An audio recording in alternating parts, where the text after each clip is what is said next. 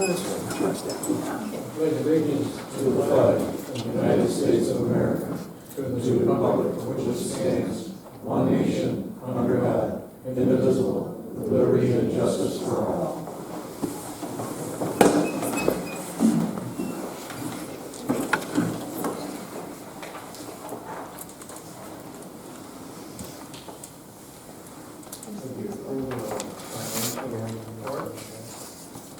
So moved. Second.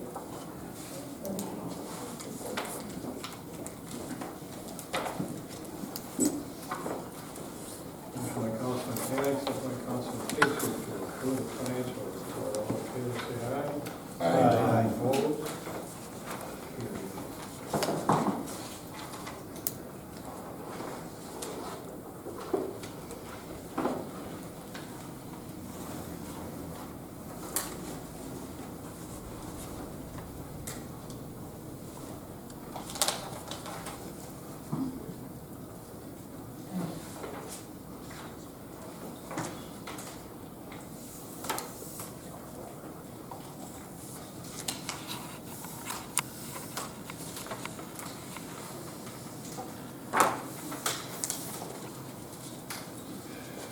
Approval of the August 12th, 2024 meeting minutes. So moved. Second.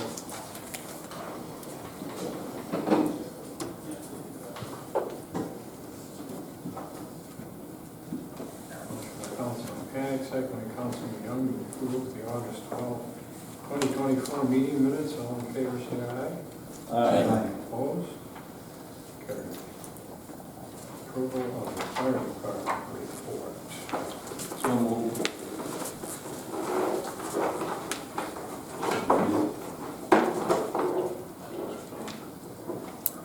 Probably should read it, Bob.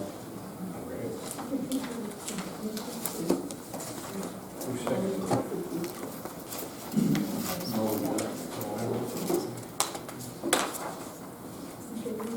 This is for the, let's see, DiMatteo, Stafford Fire Department. Your Stafford Volunteer Fire Department has answered 32 calls in the month of August, included were many EMS calls and 2 MVAs. The department members also completed 86 man-hours of training in August. Topics including electric vehicle fires, cardiology class, and interior firefighting skills. As fall time approaches, please check the batteries in your smoke detectors and CO alarm. Please stay safe. Tim McDowell, Fire Chief, Stafford Fire Department.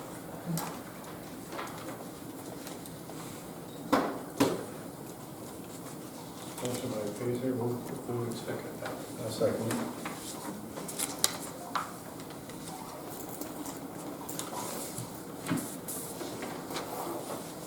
Motion to approve, by Councilman Pacer, second by Councilman Young. All in favor, say aye. Aye. Opposed? Carried.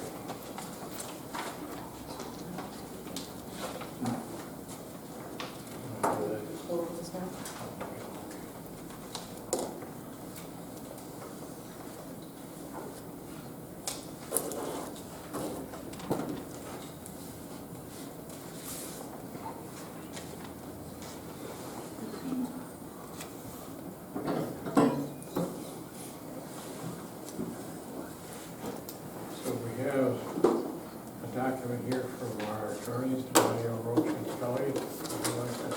Sure. As you know, we received an application some time ago from CDG 5 and CDG 6 for a solar project located in the town of Stafford. We've received a long form environmental assessment, and the next step on that is to seek lead agency. We've prepared the following resolution to receive the application, to seek lead agency, to refer the matter to the county planning board as required to under 239L of the general municipal law, and also to refer it back to our town planning board so that they can begin to look at the site plan application and consider the various impacts. I've also forwarded the long form environmental and the application to our engineers at Clark Patterson. The guy's name is David Johnson. He's provided us about a 4-page letter with some concerns he has. But until we take these next 3 steps, if you will, there's really nothing to do.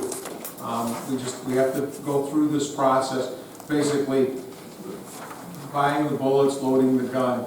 You can't do anything until all of that is fully ready to go. Take the safety off, and then we can begin consideration of this.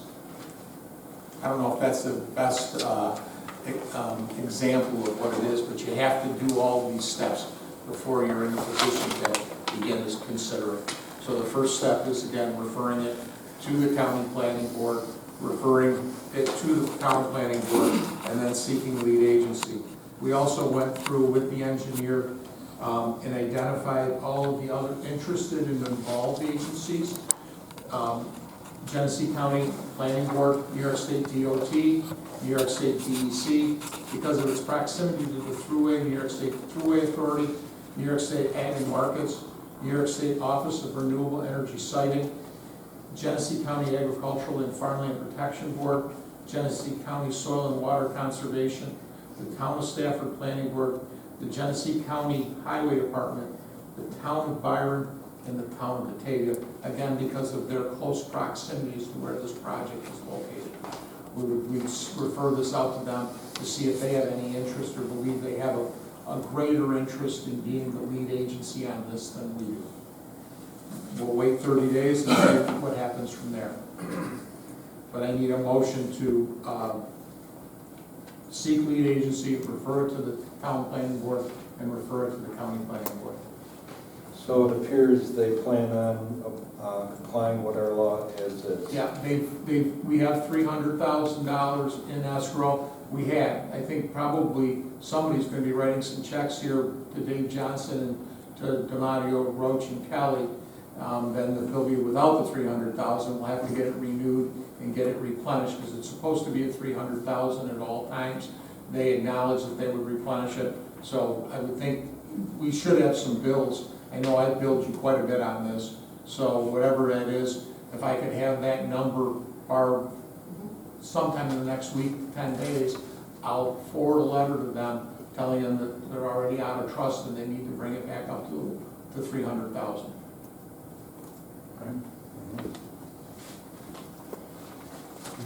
Comments, a motion to do. Yeah, you need a motion for all 3 of those resolutions, and I think I have all 3, unless Barbara. If you guys don't have copies, I printed some out for anybody. I gave them all, We have them. Okay, I got them all ready for them, they have them all individually. okay. I have a question, if I could. Are they gonna go by our law of the protecting the land? Yeah.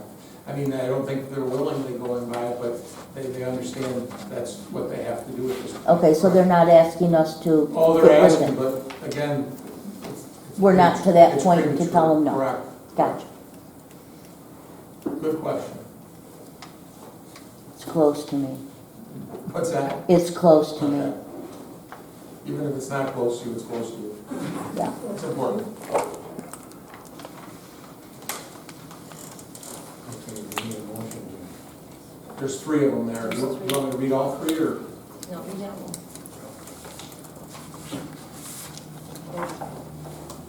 Where's that? Right here.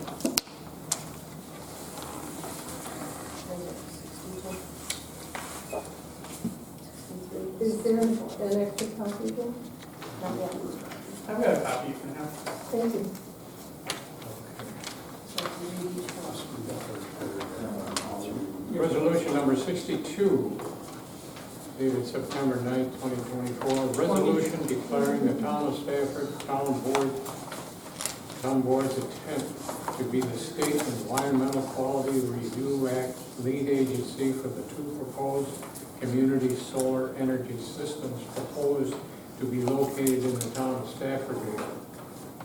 This would be adopted September 9, 2024, whereas the town board of the town of Stafford met at a regular board meeting at the town hall of the town of Stafford on the 9th day of September 2024, commencing at 7:30 p.m., at which time and place the following members were present. And we got the, I'll fill it in. you'll fill it Yep. in. Yeah, all right. Whereas all board members having due notice of said meeting, and that pursuant to Article 7, Section 104 of the Public Officers Law, said meeting was open to the general public and due and proper notice of the time and place whereof was given and required by law. And whereas New York CDG GENESEE 5 LLC and NY CDG GENESEE 6 LLC, together the applicant, have submitted site plan review and special use permit applications to the Town of Stafford Town Board for the development, construction, and operation of 2 community solar energy facilities proposed to be located in the Town of Stafford at 8244 Town Line Road, each a project and collectively the project.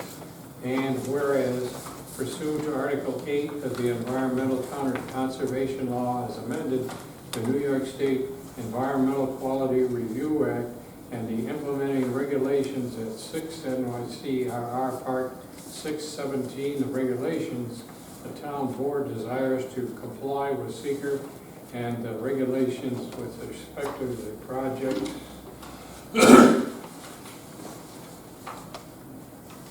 And whereas the projects are each classified as a type 1 action as defined by seeker in 6 NYCRR, the Part 617.2, and a full environmental assessment form, FEAF, has been completed in support of each project. And whereas pursuant to seeker and the regulations, the town board will undertake a coordinated review process with interested and involved agencies and wishes to indicate the town board's intent to serve as the lead agency pursuant to seeker process for the project. Whereas the town board of the town of Stafford must provide each of such declaration to the following agencies pursuant to section 617.6 of the New York State Environmental Quality Review Act. Number 1, Genesee County Planning Board. 2, New York State Department of Transportation. 3, New York State Department of DEC, the New York State Thruway Authority, New York State Ag and Markets, New York State Office of Renewable Energy Siting, Genesee County Agricultural and Farmland Protection Board, Genesee County Soil and Water Conservation, Town of Stafford Planning Board, Genesee County Highway Department, Town of Byron, and DiMatteo. And whereas pursuant to section 239L of the General Municipal Laws, said local law with all supporting documents must be submitted to the Genesee County Planning Board for comments. Now on a motion which has been duly seconded by, we need 2 names here. So moved. Okay, sir. Second. DC. Question before we vote though.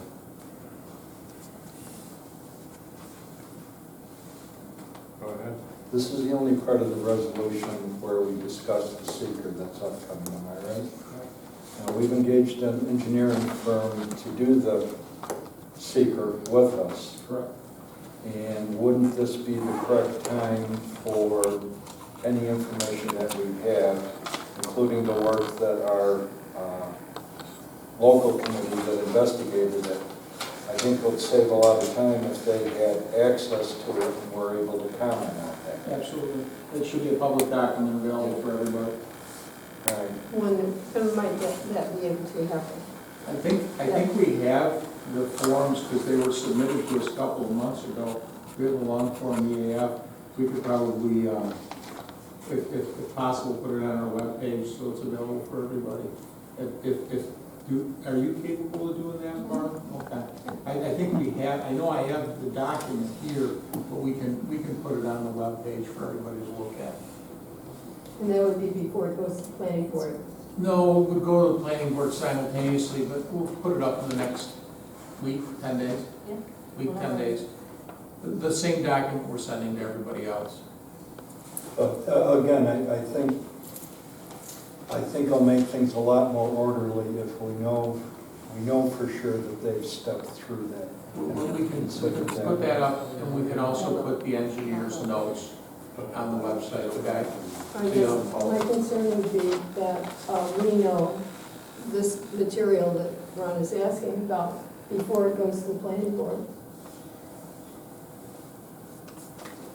The secret would be done before it goes to the It all, thing. yeah, everything's, it's out there, it's, you know, it's public, it's available for everybody, it's going simultaneously to everybody. Just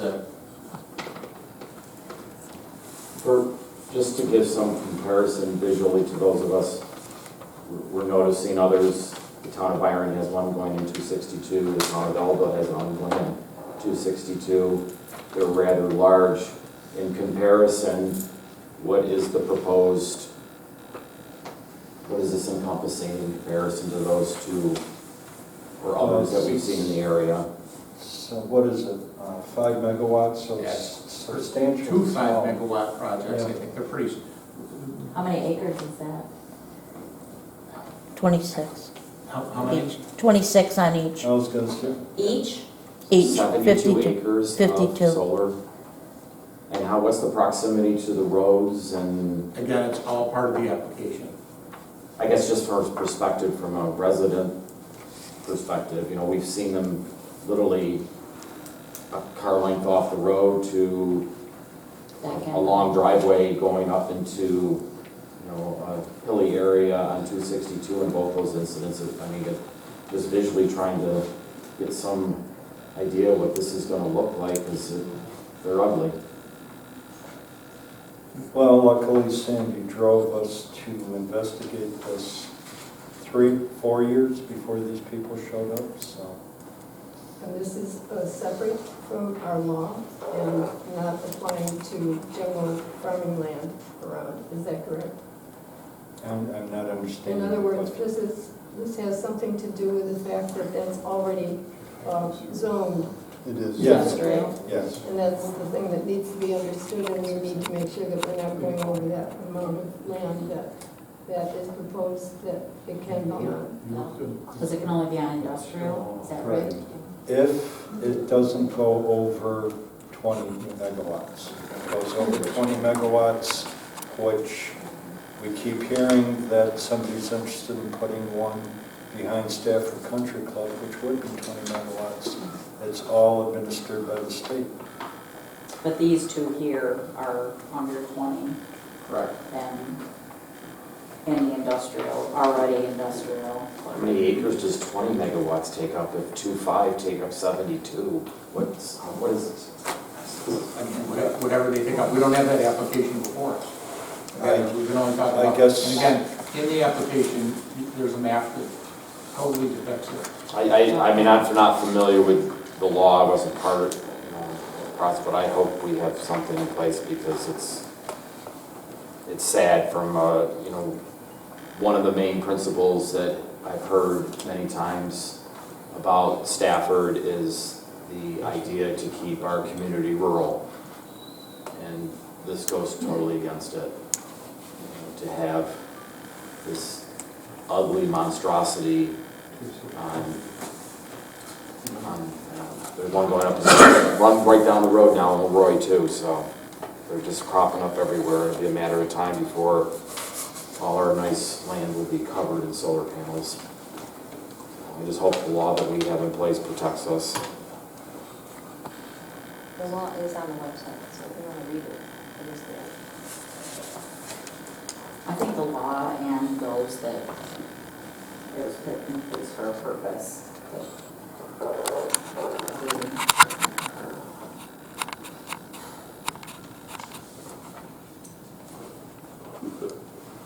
Maybe at some point, maybe at the next meeting, somebody can explain why those are able to go in, just because we know that there's a district that will be allowed, and I didn't know there was a district near the club.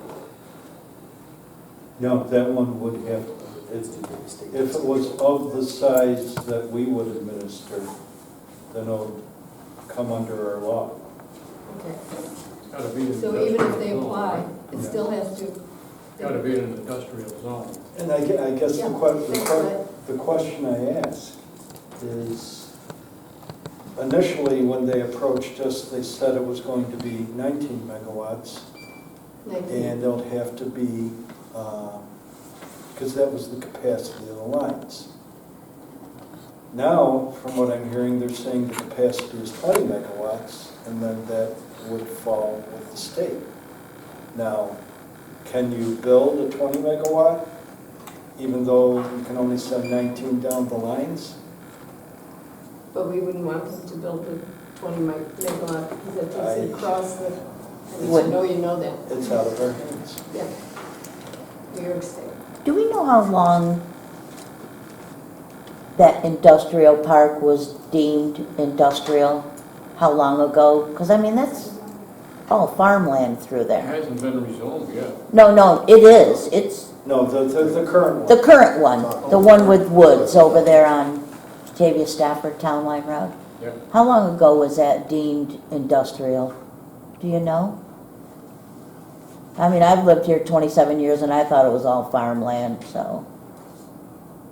We can find the exact date, but if I recall, New York State was offering a special program where if you did industrial in cooperation with the research from a college, that they would offer quite a bit of aid for that.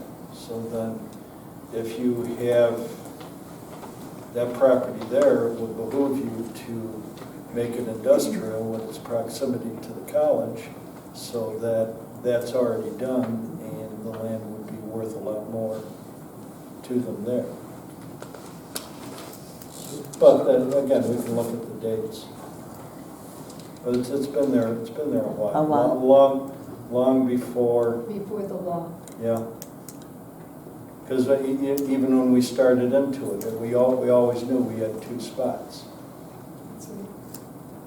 And it does make sense. If you're going to have solar panels that need heavy lines, the only place you're going to have heavy lines is industrial. So the logic of it I always thought was good. Well, I would anyways. But, that's where we're at. A better way of saying it might be allowable, because it's never going to be good.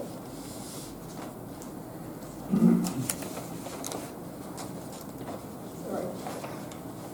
But I just want everybody to realize that,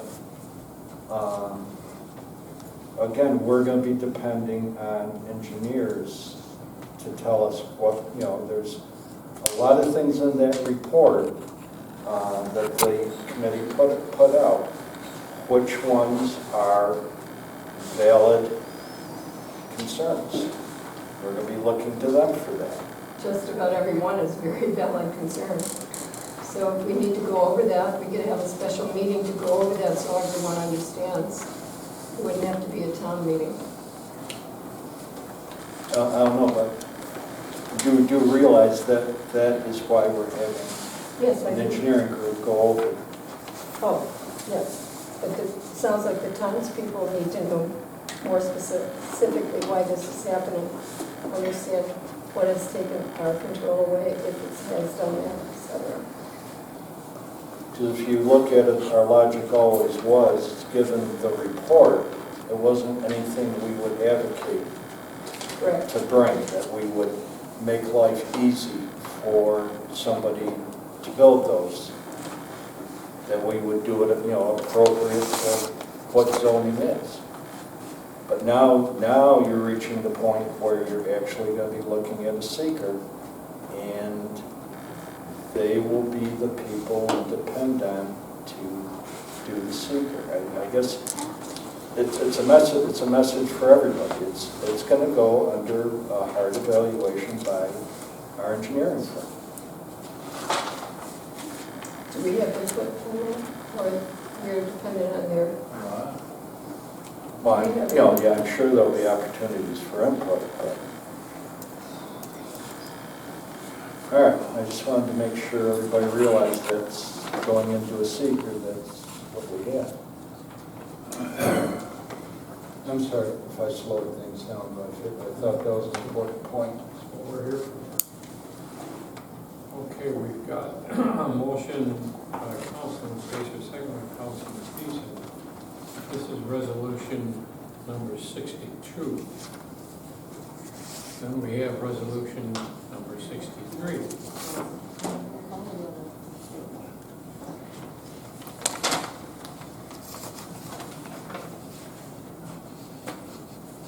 Where are these on the agenda? I'm not They're following. not,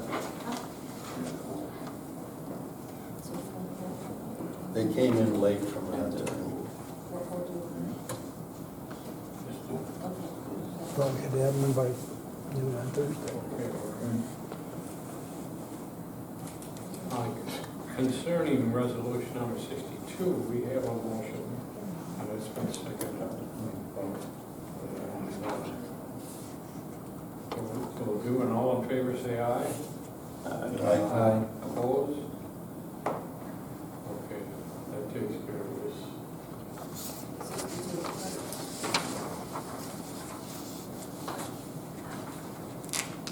Resolution number 63.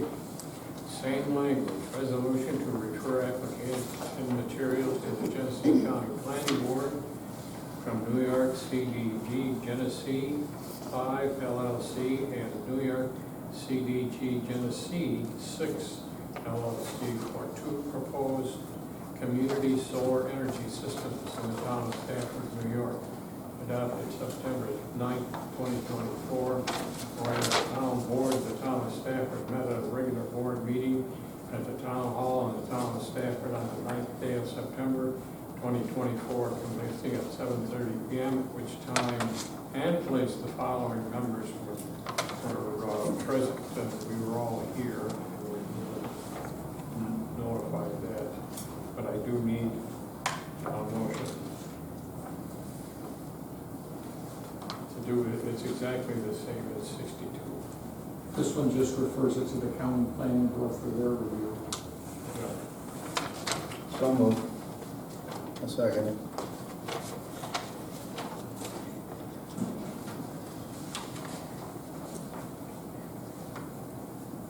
Motion by Councilman Panic, second by Councilman Young. We have resolved the town board of the town of Stafford will begin review of the State Environmental Quality Review Act, also known as the seeker, which notices will be sent to the following agencies for a coordinated review, which I've already read. All right, all in favor, say aye. Aye. Opposed? And again, this resolution 64, same language, resolution refers site plan review application materials from New York CDG Genesee 5 LLC and New York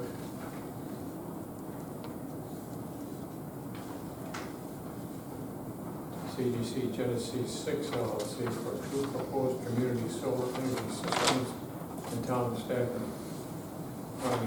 To the town of Stafford. Adopted September 9th, 2024. Whereas the town board of the town of Stafford met at a regular board meeting in the town hall of the town board of the town of Stafford on the 9th day of September 2024, commencing at 7:30 p.m., at which time and place the following members were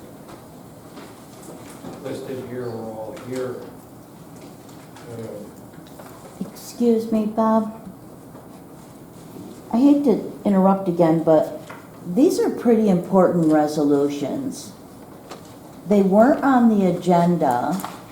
You're voting on them, and that's sort of against the open meeting laws, aren't it? Isn't it? No, Aren't we supposed to No. have knowledge of these? no, it's not anything to do with the open meetings law. Open meetings law is clear and transparent. For resolutions? These are Absolutely. resolutions. Absolutely. Okay.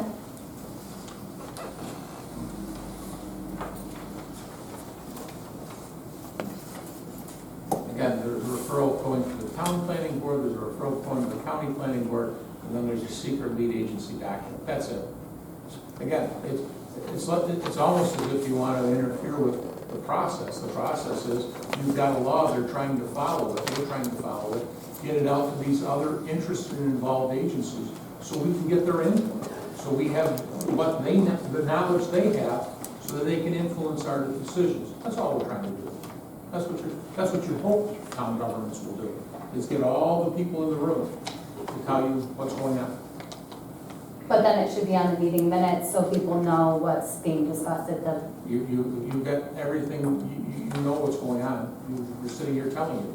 Yeah, but it wasn't on the agenda When for did you get the people. agenda when you walked in? No, last night at 6 o'clock when it was posted on the website. But these three weren't on there is what I'm saying. I apologize, yeah, that's my fault. I mean, the rest of the town should know what's going on too, so they can come to these meetings. So if it's not on the agenda, they're not going, well, I'm not going to go. If it was, they could say, yeah, Again, let's go. all we're doing is getting the information to the necessary agencies so that they can bring the information to us. Okay, and we'll know when all that comes. Well, we'll know that it's going out, and then hopefully it'll come back. Again, I would assume you can go to the Genesee County Planning Board meeting next month. That'll be on the agenda. You can go to the Town Planning Board meeting, and this will be on the agenda. All of these things will be before these different entities, so that they can begin to discuss this. And that's what you're hoping for, is that the free flow of information comes from it. I apologize you didn't get these on time.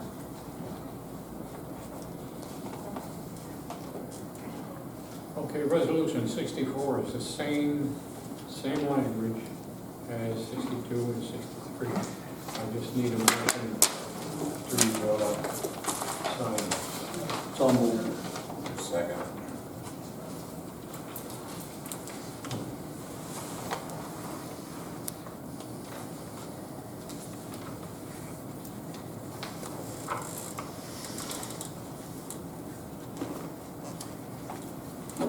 Motion by Councilman Pacer, second by Councilman Peterson. Resolved that the town board of the town of Stafford will begin review under the State Environmental Quality Review Act, also known as SEEKR, and that the notice will be sent to the following agencies for coordinated review in accordance with section 617.4 of the New York State Environmental Quality Review Regs. So a motion by Councilman Pacer, second by Councilman Peterson. All in favor, say aye. Aye. Opposed? So just if I can, just at the end, so now everybody's, so again, this month, the next planning board meeting, this will be in front of them. The county planning board meeting, it'll be in front of them. And then all the interested and involved agencies will get notice with that seeker document that we're gonna put on the web. And that, if you look at that seeker document, you'll see the other thing that it has on it is a site plan. So you'll see, because I know one of the questions you had, sir, was where it is in relation to the roads. All of that's pretty well depicted on it. The only negative is it's not big enough when they put it on 9 by 12 or 9 by 8, 9 by 10, whatever, 9 by 11. It's not big enough to see it with enough definitive. I would, maybe what we can do in the future is try to get some big site plan documents and make sure they go up on the town bulletin board so you can look at Handy it. is an overlay on a Google map. I would think you could, that you might get in, you're probably a little more proficient at this than I am. You were my secretary, you could get on the Google map and see it. But I'll get site maps. I'll contact the developer and see if we can't get them posted on the town bulletin board. That'll be helpful for you to see how it relates to setbacks. I think all of this, just so you know, this has all been reviewed by the Zoning Board of Appeals, maybe in the year 2022 or 2023. It must have been 2022, and there were some variances granted on this, so it continues to go on. I guess to Kathy's, to add kind of Kathy's point, you know, when you hear all the language and there's still not a complete understanding of where, and I understand the process, but visual, when you look around you and you see so many of these going in, it almost appears, because of the frequency they're happening now, there's kind of a rubber stamp approach to this from other municipalities. So in comparison to a Leroy, to a Byron, to an Elba, and I apologize, I know there's been discussions about the law, but where does Stafford fall in that law per se? Don't these other communities, did they pass laws? Did they make They do. this a stringent Ours process? is as restrictive as any law I've ever seen. And I think some of the comments earlier about whether they're going to comply with the nature of our law and the fact that they've asked already for deviations from it. But again, they haven't satisfied the requirements, nor has there been any deviation granted. Again, we're starting in the process. You'll be involved. I'll try to get you a map because I think it would be helpful to see it. And I'll try to get it on the board before the next meeting. And I'll try to get it for the planning board meeting too. I would assume that the developer will be here in the future. Say that again, please. That last sentence, Say that again? your last sentence. I said that I would assume the developer would be here in the future to discuss this. And do the people that own the land, I mean, I assume they're community members. Will they come to meetings and answer to the rest of the community, kind of like why they want to do this? I mean, we can all. No. probably- They've been to meetings. You know what I mean? Like answer to your neighbors kind of thing. They've been here. Yeah, they've been to meetings. They've come before. But the answer to one of your other questions, the answer is no. Some of the towns had nothing until they started being built and until they started to see the results. You know, good as potato. I don't think when they finally got the five corners one up, it was just a mess. That's when they did a moratorium and did what I would call a pretty lightweight law, but at least then they had a law. So no, we were good 3-4 years ahead of them showing up. It's just sad that all these rural communities are being basically abused by these solar panels when if you look at other countries that have had solar for many years, they put solar on top of buildings, they put solar in parking lots and cars park under them. They don't take their landscape and destroy it with solar panels.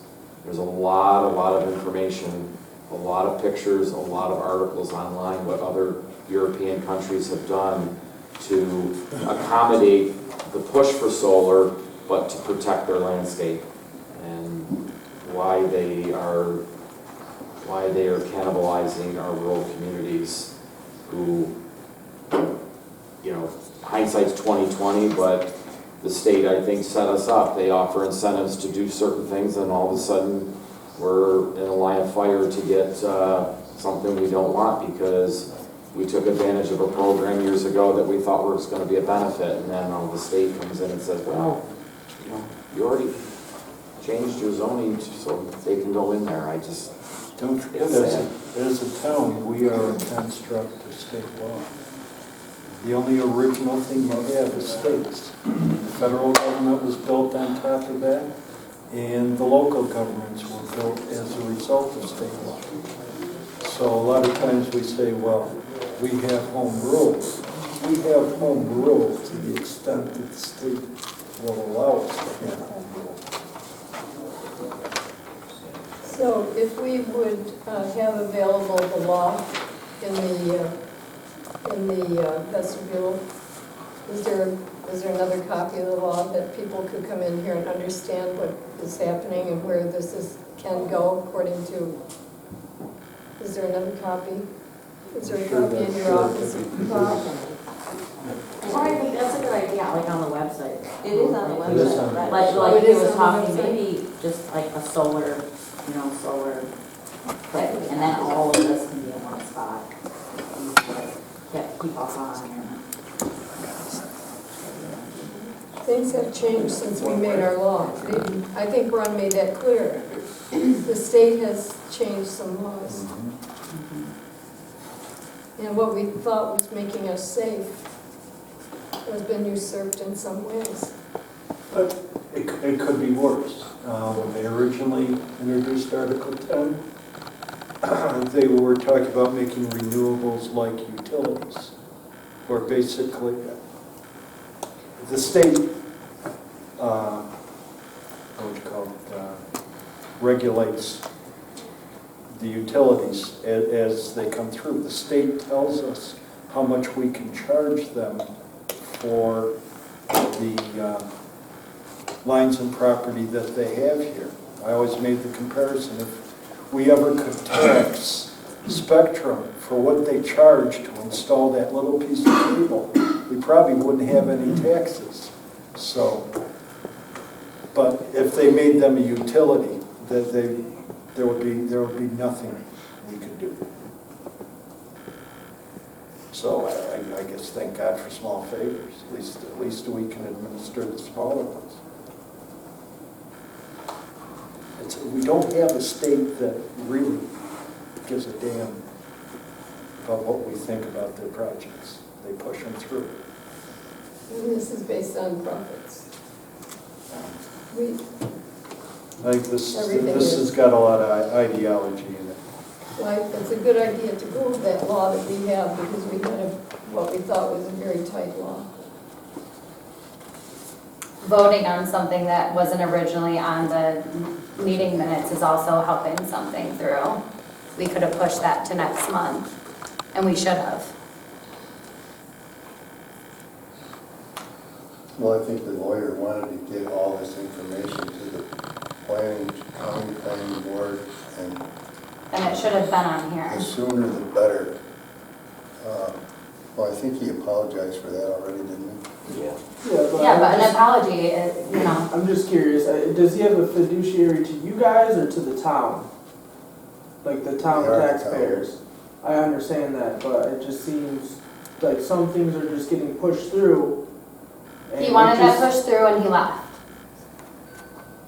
It's just a clarification from outside looking in. So who is he serving, is the question. Does he want the better of this community, or just to push things through? No doubt the better of this community, I don't. I guess unfortunately, there's not an understanding from us that, and he did try to make it a little clearer, that these 3 or 4 resolutions was actually helping us. And I guess I still didn't know until you're 2/3 of the way through that, well, this is to help us. But I guess that's kind of like not having it on there when people see that in the minutes that they're approved. They're not going to have understanding what's been approved. We're sitting here listening to it and still trying to wrap our heads around it. So I think that's kind of the shortfall in not putting it on the agenda, is the availability to people to come and hear that, so they know, yes, the town is looking out for our best interest. They want to get this through the process, because hopefully the process will, one, either slow it down or maybe not make it happen at all. So I think in the best interest of everyone, having it on the agenda, giving the opportunity for people to hear it, discuss it, whatever. But I think it's not going to be received well if someone reads the minutes and sees solar and all these approvals of things. Well, what are they approving? Are they approving a solar farm? Because that's what people will read when they see that. And that's kind of maybe what we're all kind of saying, by it not being on the agenda, we may have opened ourselves, the town, to some comments that, then you're going to explain it further at another time, like you've tried here. I'm actually surprised they haven't built early. Because when you look at it, it is zoned correctly for what our law is. I don't think you could get any more restrictive in the type of zoning that we have by having it industrial.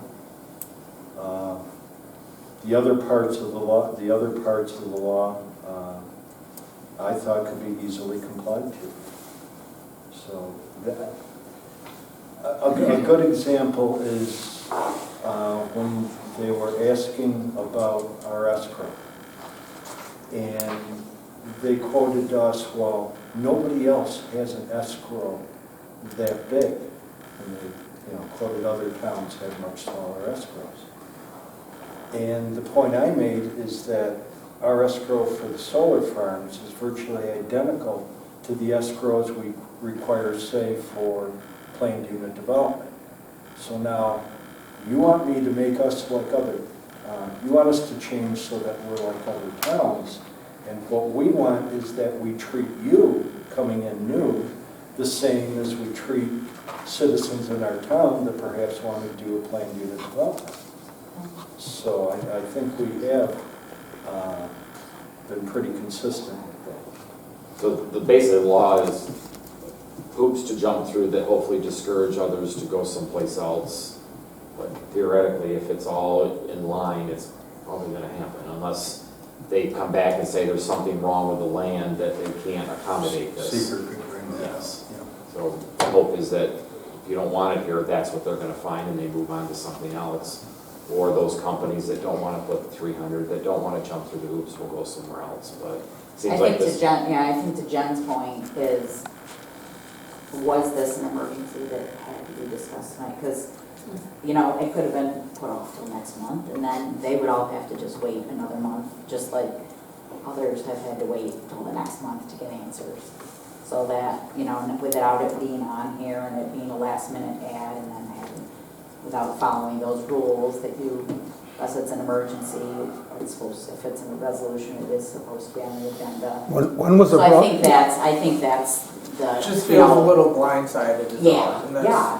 basically the point here. They've had an application in for quite some No, but time. doing the resolution It's tonight, like having It's to been do that discussed. tonight without it being on. But it here. wasn't on Yeah. here.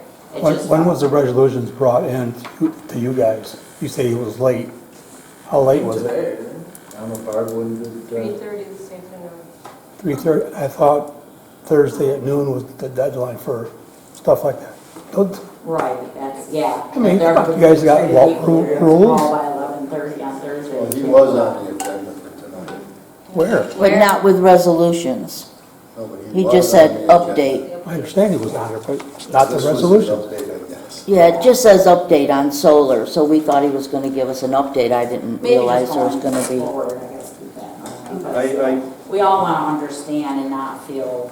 And 18 was the solar update as well, and that was discussed on bullet number 5. It was also pushed I would- forward and last minute. David Roach, DiMatteo Roach and Power. I'm not involved in this aspect at all, as to, the solar project and what's in front of the board today. But, and it sounds as though the board here has a practice of publishing the agenda of each and every resolution that's going to be passed at a meeting. Public, and that's great, that's absolutely splendid. Public officers law doesn't require the publishing in the agenda of every resolution that's going to pass. I would say it's unusual to know every resolution is going to be passed on whatever the board is deliberating in a particular meeting. But my understanding, I don't have the agenda in front of me, this was, the solar project is on the agenda. Yeah, Fine, update, yes, okay. yes, it's on there. So, again, kudos to being able to have every resolution that's going to be passed on the agenda. That's going well above and beyond, and that's great for the public, but it's not required under public officers law. And don't forget, when these developers come in, the first question they ask is your law meant to ban solar panels in your town? And our answer is our law is to regulate where they are based on zoning. And when we looked at them, we said this is more akin to industrial than any other category we can zone them. But to try to ban something that's in common use all across the state, if you simply came up with a law that says you just do a one-line addendum to our zoning law that says solar panels are banned, they would go through us so fast with attorneys. So if you're looking for them to be banned, I would say that's impossible. Is the solar law on the internet? Yes. Our solar law, the whole book, Yeah. the book is not. So I'm thinking, one of the things that could be happening here is that if you read the whole book and understand all of it, then these questions become moot. Because we've had this for years, or 5 or 6 years. We've had it for 5 or 6 years. We've known that those are the areas that could be developed.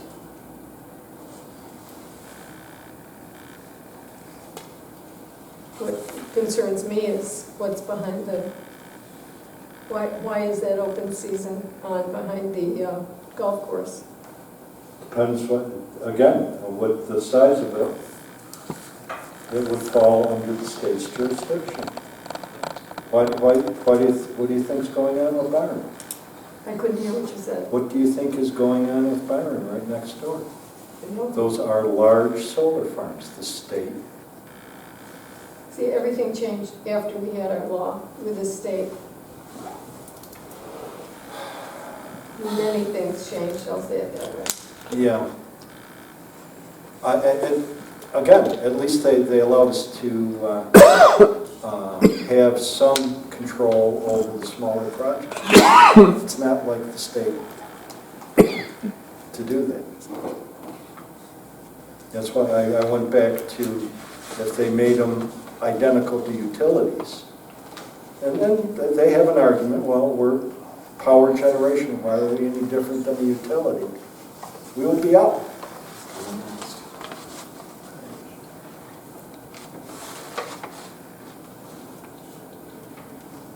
And there's a lot of things with the town that we are functioning under what the state requires. And we can't change it.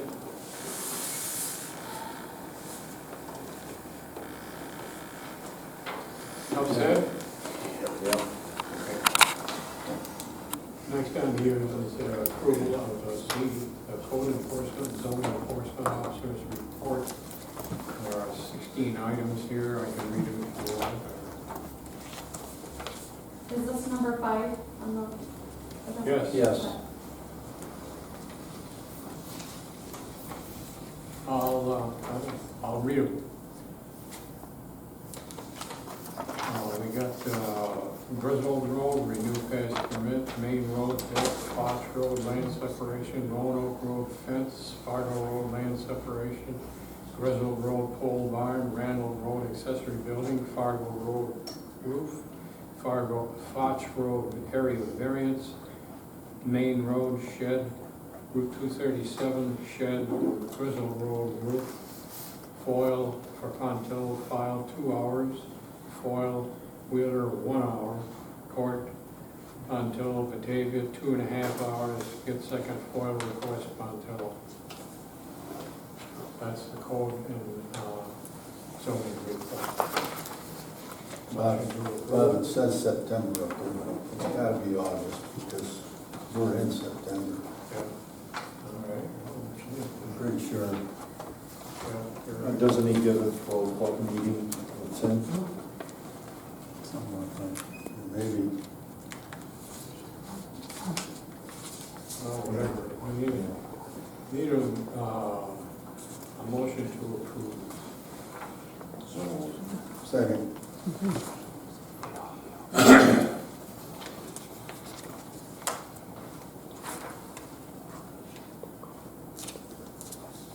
Motion by Councilman Deason, second by Councilman Young to approve the ZEO report. All in favor, say aye. Aye. Opposed? Carried. What's the status with our zoning enforcement officer? Do we have one? Are we working on getting one?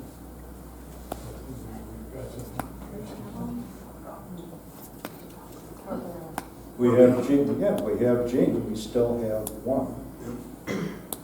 My theory is if we've been 10 years working on some of these projects that we can't seem to get done, maybe you better hire 2 or possibly 3 till you get this thing, these projects done that are around town that are just getting bigger and bigger and bigger. I know it's hard to hire somebody, where are you gonna find them, but it's getting worse and worse and worse, just drive around and look. Is Gene doing both now, zoning and code? Is he getting paid for both? I think he's asked. You should offer, I mean, you told him to work more hours.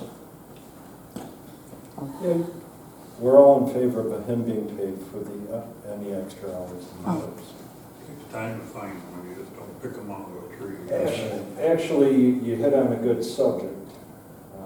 And I was gonna raise it when we did roundtable. Part of the problem we're running into is it's a complex job and we're trying to hire part-time people. Batavia, due to size, is able to hire a full-time engineer and people to work with them. Wyoming County went to having the county do it. And actually, if we ever opted out, it would become the county's responsibility. Now, the county can turn around just like that and say, no, it's not our responsibility, that goes to the state. And now all of a sudden you're applying for building permits out of Rochester. But I think Wyoming County's kind of hit it on the head because they're probably in a little bit worse shape than we were, because if you look at it, Warsaw's smaller than Batavia, so you have a hard time supporting. And Perry's smaller than Leroy, and then you got some really small towns there that are trying to support a zoning officer, not a zoning officer, a codes officer is the big one.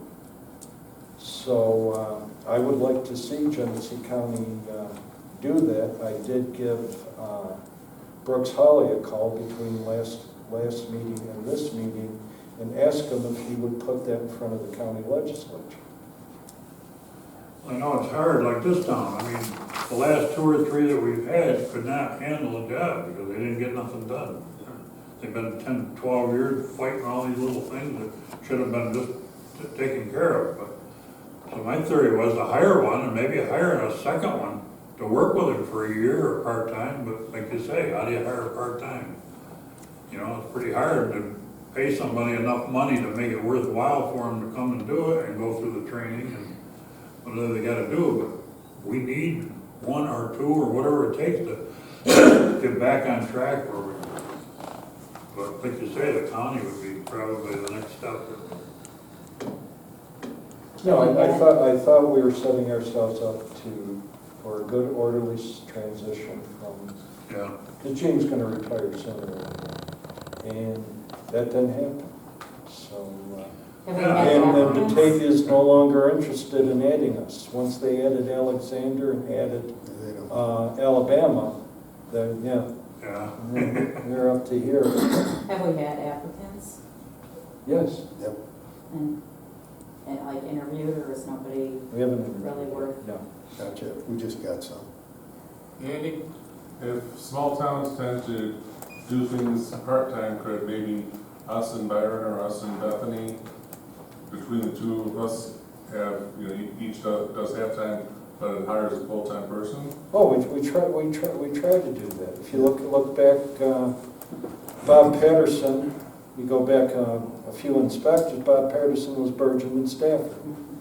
Do the same thing with our assessor. Our assessor is Riga and Stafford. But again, I think the smartest way to do it is follow a better example right next door to us and do it at the county level. Because you have all these think of the staff you can put together. You have 13 towns in a city. The city has a staff in itself. So then you take all the part-timers in towns, add them together, and you could have a very viable county department. And I guess it goes back to the history. From after World War II until 1984, they had a code that you could adopt, but you weren't required to adopt it. In 1984, it became required. So So a good example, when Terry built, when I built, we had to work out of Rochester and have the inspectors come out of Rochester to do the same thing that we do locally. So it's, and again, it's what the state mandates us to do. But again, we could opt out, but I guess, do you want to deal with somebody in Rochester for a building? Probably get it quicker. I'm sorry, I didn't hear you. I said you could probably get it quicker if you went to Rochester to get it. For a building permit? Oh, absolutely. I doubt that. Doubt that? It took us 8 months. 8 months to get our building permit back. We built the barn last year, 2 years ago. So 20-minute drive to Rochester, you can get one.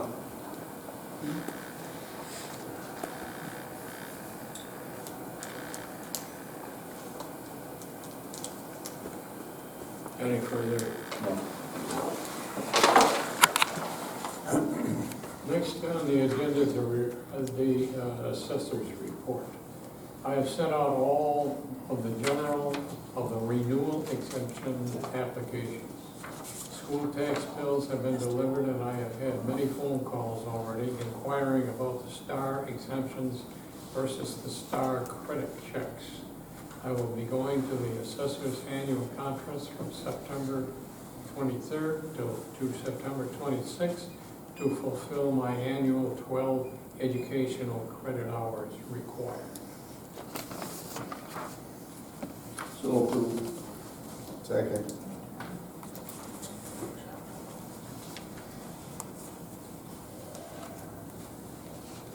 Moved by Councilman Pacer, second by Councilman Young to approve the Assessor's Report. All in favor, say aye. Aye. Opposed?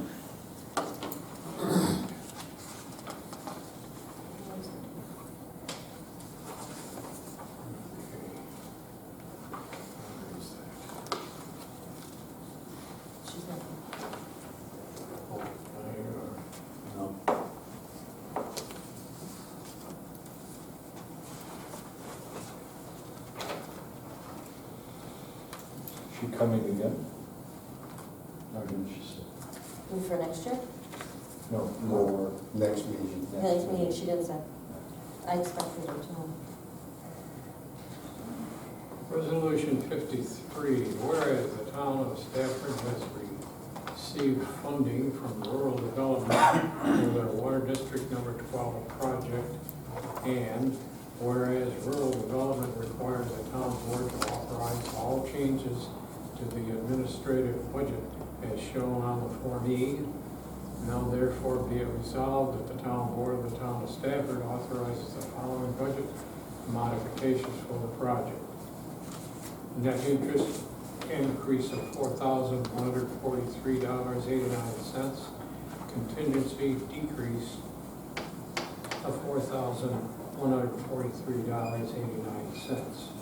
I, Barbara Randy, town clerk of the town of Stafford, do hereby certify that the aforementioned resolution was adopted by the town board of the town of Stafford on September 9th, 2024, by the following roll call vote.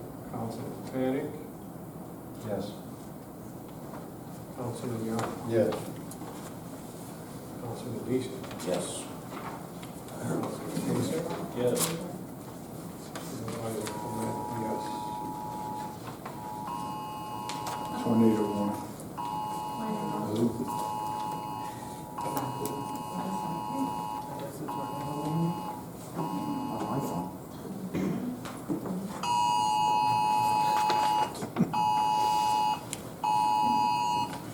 Everybody got it.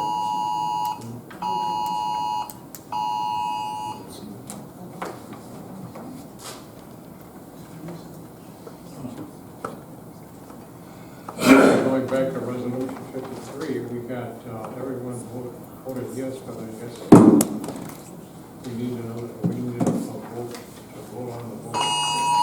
Wow. Don't blame me, blame the government. Is there a storm center here? A tornado warning I never for did. Stafford. When did mine automatically go? Tornado warning. Oh, you got it, wait. We'll be at.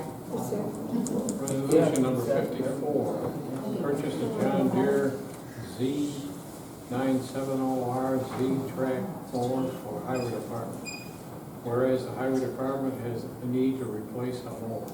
Whereas the Highway Superintendent reviewed equipment on the New York State Landscaping Grounds Purchasing Contract, PC 6968, and recommends purchasing a new 2024 Z970R Z-Track lawnmower at a cost of $11,831.36, which includes the trade-in of a John Deere 2019 Z950M Z-Track mower for $5,700. Whereas there are no appropriations budgeted for highway equipment in the 2024 budget, and a budget transfer must be made. Resolution resolved that the town board hereby authorizes the purchase of 2024 John Deere Z970R Z-Track lawnmower at a total cost of $11,831.36, which includes the trade-in of a John Deere 2019 Z950M Z-Track mower for $5,700.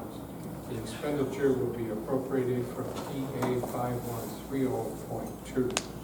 Further resolved, the Stafford Town Board hereby authorizes the following budget transfer to cover the cost of the equipment purchase.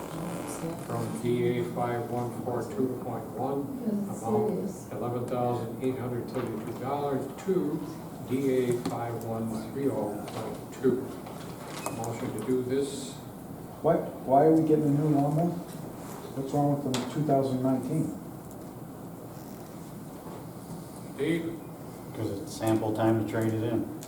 Ample time? I mean, we can keep it and run it right into the ground and give it away for nothing. Why don't you? Or we can, Well, we can spend money that we don't really have right now and raise the taxes to cover it. it's not coming out of tax money. We had an easy winter, so we got money left over. So when we have money left over, we upgrade our equipment It is and coming buy out of tax blacktop. money, Steve, okay? Whether you Last believe it or year's not. tax money. Right, but we've already taken a hit and an increase. Do we need to be spending money on fire trucks and other apparatus when we don't really want to raise the taxpayers' taxes? That's my question. And I'm getting upset because every time you come here, you say, we need to do it now. We don't need to do it now if we have a lawnmower that works. It's up to you. It don't It's matter not to up to me. I mean, we have the money in the budget. It was budgeted last year. We had an easy winter. We could have pissed all the money away on snow and ice and diesel fuel, but we have the extra money, so let's trade up our equipment and keep it up to speed. So down the road, it don't cost us a boatload of money later when we have to replace it.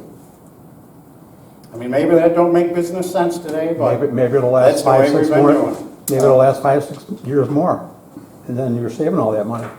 True, but 5 years from If it now, what's breaks- it gonna cost If us? it breaks, buy a new one then. 4 times more. Is It's up to this, It's you. not going to be 4 times more, Steve. is this the mower that we shared with last- Leroy? Or no? No. That was a different thing? Okay. This is the mower we mow all the parks and cemeteries with. Okay. How many hours does it have on It's got roughly about 500 to 600 on it right now. We'll turn it. That's nothing. All right, you By heard 600 this. is still new. No said about this, who's gonna make the motion to do it? Considering we probably ask the least, no, we don't probably, we are the second least request for tax dollars in the county. And Steve has shown with the plows and other equipment that he's pretty good at trading them at the right time and normally gets a premium price for them. You keep saying that, but he doesn't get premium price for it. You said that before. You don't get premium price. He gets whatever you can get out of it. 2 towns at the I mean, you exact just bought a same new- time, you he just sold bought- the last, at the exact same time, he sold the last one. identical miles, not identical equipment, different brand of equipment. Steve got 60,000 for his equipment, the other town got 18,000 for their equipment. Maybe they should have Steve sell it for him. What's that? Maybe they should have Steve sell it for him. They only got $18,000 for a $60,000 truck. It don't make any We got a sense. 500 I mean, hour where's the level? lawnmower that we're getting $5,000 for. I got a feeling it's worth more. And to be honest, I would never take a 500-hour lawnmower and buy a new one. It's barely broken in at 500 hours. Would you agree with that or not? No, I don't. Why? Why would he agree with that? I do. As big as as hot as those engines run, their engine life isn't much past 7, 8. I mean, it's, I said my piece, so. The idea is sell something while it's still saleable. Why? Don't wait until Drive it it's till it turned into dies. junk and then try and get rid of it. Why? 2019, It's at 2019. It's hardly broke in. maintain it. How much is the mower used? Is it used on a daily basis, regular basis? usually runs about 1 day to 2 days a week, depends on the weather and the rain, snow, you know. So more than Temperature. water. Yeah. Well, we mow all the park, all the town hall, 4 cemeteries, based on the year, you know. And it's time based on the year with last year's budget and the money being available because of the light winter. Yeah, Maybe benefits the town in the long run. right, now's the time to do it. We get a bad winter, we're gonna have no money. We don't have a say in it anyhow, so. I get it, but maybe for 5 years from now, we don't have the benefit of, you know, we still have a newer mower then, but maybe we don't have the opportunity to upgrade because our mower's 10 years. I'm just trying to see the other side a little bit. But the thing is, we don't have a say in it because they're gonna do what they want to do. All right, we need a motion here to do resolution. You have a motion, I made the motion. Okay. Second? Second. Okay, roll call vote. Councilman Cannon? Yes. Councilman Young? Yes. Councilman Deason? Yes. Councilman Pinkston? Yes. Supervisor Coombs? And Harold, I've been through the numbers before. We, except for Darien, which has all of 6 flags to pull money from, we are the lowest. We asked for 300,000. Listen, right now, all I know is since I've been here, my taxes have gone up exponentially since I bought that house. And so I'm contributing towards the budget. And I feel that we shouldn't be spending money on things right now because we're in a period still of inflation. And we should be running these things into the ground because they're not worth anything. You're only getting $5,000 for a lawnmower that you bought like in 2019 that has 500 hours on it. I've got 500 hours on my lawnmower for my yard. I would never settle for $5,000 for that lawnmower. And I paid 13 grand for it. So I'm just saying, I don't think we should spend the money, but you guys have already made the decision, so I get it. You want to spend the money, spend the money. Somehow, I think it would end up benefiting the town if we just didn't, constantly buy new vehicles and new vehicles. And my response is that we have a track record as an entire town of coming in substantially lower than any other town in this county. And Steve has had a track record of maintaining his equipment where he gets the most for the money out of his equipment. Okay. First off, it's the end of the season. How many times are you going to use it? 4 or 5 more times? You're going to go out and spend that kind of money to use it 4 or 5 times? Buy it next year. Buy it in the spring. Well, they can probably get it cheaper. Because they're on sale. Right now, it's cheapest time to buy it. Pardon me? One more season. This is the cheapest time to buy it. It is. It's the cheapest time. I already just priced out a company that. Oh. I got the biggest tank you You can don't have to buy. yell. I can hear you. I got the biggest tank you can buy. It's $17,000. I went up to trade it to Cedar Street.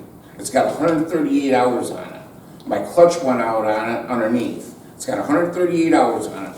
Cost me $815 for a clutch. Well, you should have had them fix it with that many hours on it. So they only offered me $5,000 for mine. They want $11,500 to trade. I say spring. So I've already priced it out too, so he is getting a good deal.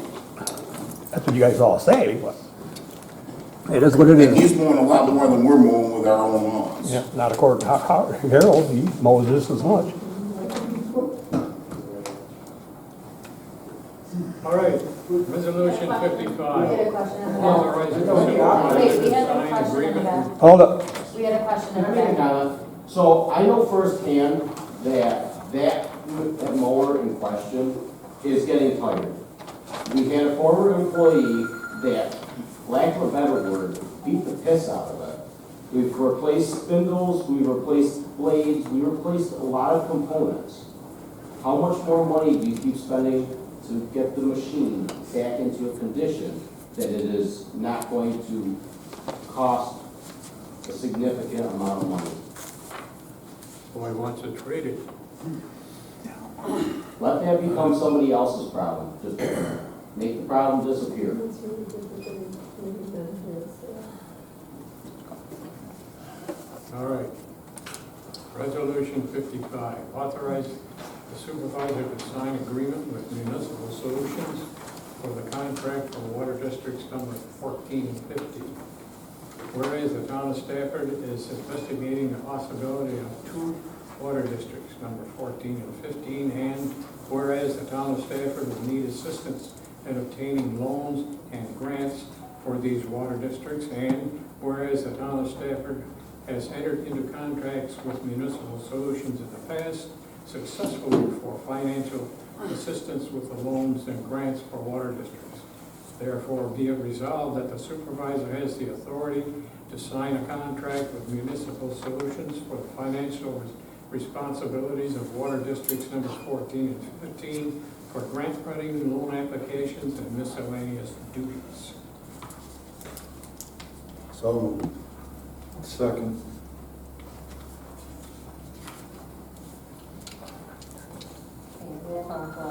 Councilman Cannon?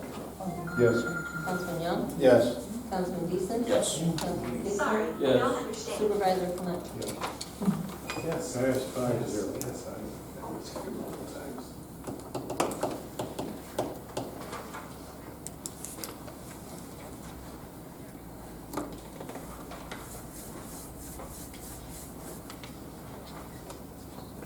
Resolution 56, hiring Sean McClellan for full-time MEO for the Highway Department. Whereas the town Highway Department needs a full-time MEO, that's motor equipment operator. And whereas the town Highway Department shall hire Sean McClellan as a full-time MEO at the rate of $24 per hour on or about October 7th, 2024. Therefore, the town of Stafford shall hire Sean McClellan for full-time MEO at the rate of $24 per hour on or about October 7th, 2024. Motion to do this. So moved. Second. Okay, roll call vote. Councilman Cannon? Yes. Councilman Young? Yes. Councilman Deason? Yes. Councilman Fisher? Yes. Supervisor Clement? Yes. Passed 5-0.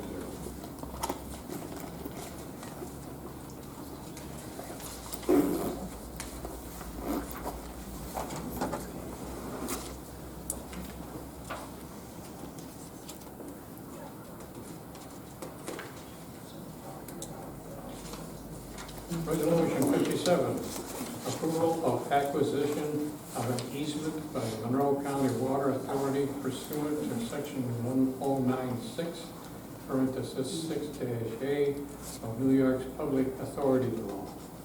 Whereas the Monroe County Water Authority intends to provide public water service to 6755 Clinton Street Road located in the town of Stafford. And whereas the property owner has elected to retain and maintain the well water sources on the premises and maintain separation between the plumbing that contains the public water, public system, and the plumbing that contains the well water, the private system. And whereas the acquisition of permanent irrevocable access easement is necessary to allow the authority to inspect the public and private systems to make sure they are not interconnected as required by New York State Sanitary Code. And whereas the permanent irrevocable access easement is located at 6755 Clinton Street Road, tax account number 2.0-2-8.12, which is owned by Carl Davis. And whereas section 1096-6-A of New York's Public Authorities Law requires the authority to obtain the prior approval of the town board for the above referenced acquisition.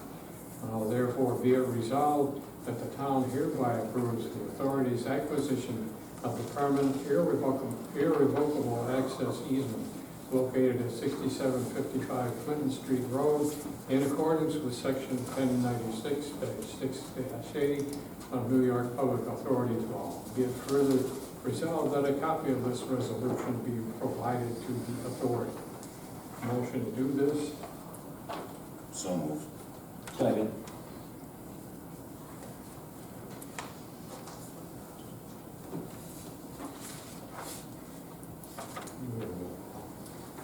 Roll call. Councilman Panik?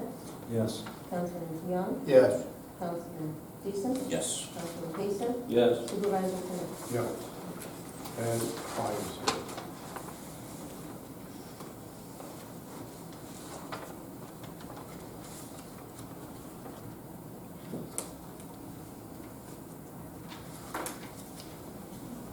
Approval of, this is resolution number 58. Approval of the acquisition of an easement by the Monroe County Water Authority pursuant to section 1096-6-A of New York's Public Authorities Law. The other one is on Route 33. This one is on, right around the corner on the Coward Road. The Monroe County Water Authority intends to provide public water service to 7740 Coward Road, located in the town of Stafford, and whereas the acquisition of the easement is necessary for operation, maintenance, and the future replacement of the water main, which will allow the authority to continue to reliably provide potable water supply to the area, and whereas the easement is located along the frontage of 7740 Howard Road, tax account number 2.0-2-8.2, which is owned by Matthew J. Jackson and Shauna M. Jackson. And whereas section 1096-6-A of New York's Public Authorities Law requires the authority to obtain the prior approval of the town board for the above referenced acquisition. Now therefore be it resolved that the town hereby approves of the authority's acquisition of the frontage easement located at 7740 Howard Road in accordance with section 1096-6-A of New York Public Authorities Law. Be it further resolved that a copy of this resolution be provided to the authority. Motion to do this. So moved. Second.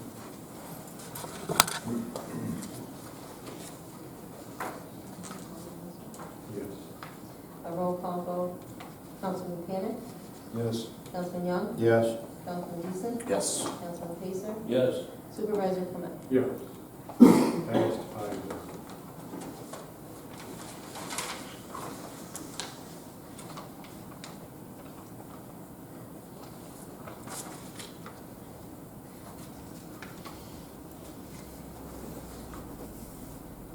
Resolution 59, donation to summer recreation. Resolved, Stafford Town Board hereby accepts the $250 donation to the town of Stafford summer recreation from the Jett family to be used towards summer activities for the summer recreation program. Approve this. So moved. Second. Second.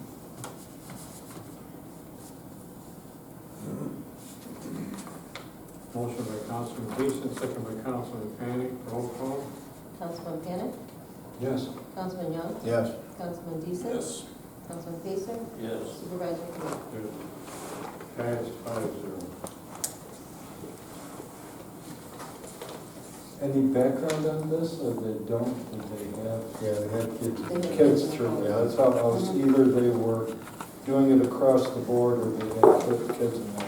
Yes, yes, thank you for giving our kids an awesome summer filled with so much fun. We appreciate all you do, Jeff team. Nice. Did that lady that was in here last month, that was talking about getting something new to put in the park, did she ever come back with an idea of what they wanted, or what they're, I did talk to them up to Corey, and as soon as they decide what they want to do up there. Remember, she wanted to make a new toy or something. She was, she was gonna get us grant I mean, information. we got all winter to do it. I emailed read, all that too. yeah, you look through the information she had. Austin Park did an all-inclusive playground. Now, everybody keeps batting around a figure of 500,000 for the playground. I don't think that was quite that. There was a much larger amount that they're redoing many parts of Austin Park, which include a inclusive playground complete. One of the things they have that I took interest in is they have a master plan for all of their parks. So they were anticipating something like this far in advance. Maybe that's out of the one thing that came out of that, that may be the thing that that we should do. But you start to look at the numbers, just the share that you have to pay to get a grant that size would raise our tax rate by 50%. And I don't think that she was into No, that. I think she was looking I for don't think that she was into private that help. size of a thing. I think she was interested in adding another swing or adding something up there that we could afford. But I think she was also reaching out to the board with support so that maybe one of the next steps could be seeking out some private donations. We did that before. That's how we got the swing, and that's how we got the slide. I That's how we got don't the gym that's up there now. It was all donated. her intention was never for the town taxpayers to support, it was to, that was her initial. DeWitt donated the Yeah. swing and the slide, and Jimmy Cackmus donated the slide at the time up there. I mean, I know Byron Burton School put in an entire playground all, by fundraising and donations and that. When did they start that program? That was all done, just somebody had the idea, it wasn't like part of a master plan, or it was in memory of a teacher that had passed away, and a committee got together and made it happen. I think that's what Julie was just kind of looking for the board to be. like, hey, yeah, if you get a committee together, and, then maybe when the time came, being able to use DPW for installing, or the site work that would be needed, not let's add this to our taxes. I don't think she meant Well, the that. population that we've got doesn't warrant one of them like they have in the city of Taylor. No. No, but ADA accessibility really isn't based on, And it's part of what we have is there, but. And she's passionate about it because her granddaughter's family is a resident of Stafford, so. Yeah, she's she's special.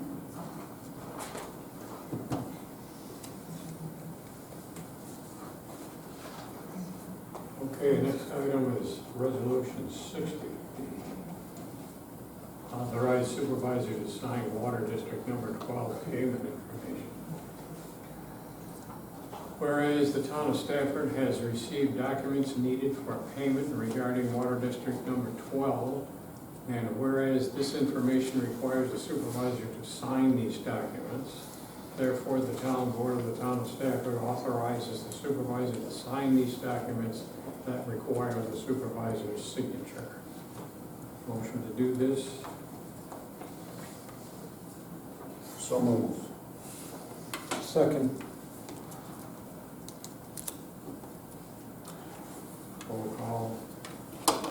Councilman Tanner, Yes. Councilman Young, Yes. Councilman Deason, Yep. Councilman Pacer, Yes. Supervisor Clement. Yes.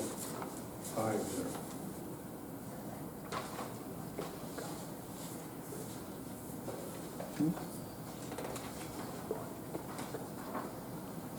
We have a statement from our engineer, Jeremy DeLacer, regarding water project updates. We have Water District 12 closeout is underway with Sergi, who's the contractor. USDA wish list letter for Macomb County Water Authority meter fees reimbursement to residents, stone shoulder materials, and school road paving reimbursement is drafted. Water District 14 plat saddle in Fargo, map plan and report completed in District 4. Water District 15 remaining parts of the town without water, income survey to be completed in parallel with Water District 14. 5 G&G letters were mailed 8/5/24 with door-to-door surveys slated for September and a report in October. Any questions about that? Comments? Water District 12, did you, I know there was money that we had to, or a grant that you had to re-request. Did that ever go back in to get that money? Yeah. Okay. That's how we got the closeout here. Oh, okay, so that'll be a part of the closeout? Yeah. Okay. Certificate of substantial completion was sent to town 8/1/24 for signature. Payment number 9 signed by Sergi, Clark Patterson, in town for approval at 8/12/24 town board.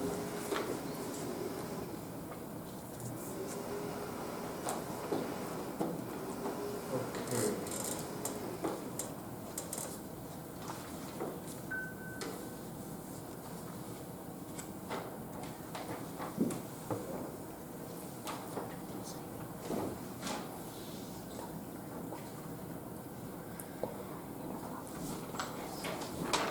Resolution 61 dated September 8th, obligating American Rescue Plan funds, parenthesis, coronavirus state and local fiscal recovery funds from the U.S. Department of Treasury. Whereas the United States Congress has adopted the American Rescue Plan Act of 2021 and it has become law. And whereas Section 603 ARPA provides for financial assistance for counties, cities, and non-entitlement units of local government for eligible expenses in accordance with the final rule issued by the U.S. Department of Treasury, and whereas the town received $238,768.51 that was distributed in equal tranches, half in 2021, $119,384.26, and the remaining half in 2022, $119,384.25. Whereas the Federal Treasury has issued guidance on how the town can utilize the funding, with funds having to be obligated by the end of 2024 and spent by the end of 2026. Now therefore be it resolved, the town of Stafford Town Board hereby obligates the American Rescue Plan Act, ARPA funds, coronavirus state and local fiscal recovery funds from the U.S. Department of Treasury in a total amount of $238,768.51 for the purpose of the following. Mid-mount side flail mower, $59,375. John Deere 6M115 cab tractor, $134,155.93. Carpet and flooring for the town hall, $34,469. Playground equipment, $58,999.29. Resurfacing tennis court and basketball courts, $4,435, totaling $291,434.22. The remaining monies will come from the interest generated from New York class and from the Highway Department contractual account. Be it further resolved that the funds shall be expended by 2026. And be it further resolved that the supervisor of the town of Stafford is directed to complete all necessary and required reporting and documentations to comply with the American Rescue Plan Act. Offered by, Could I have a point of interest? I think that some of the things on here are probably very good and beneficial for the town. They probably all are.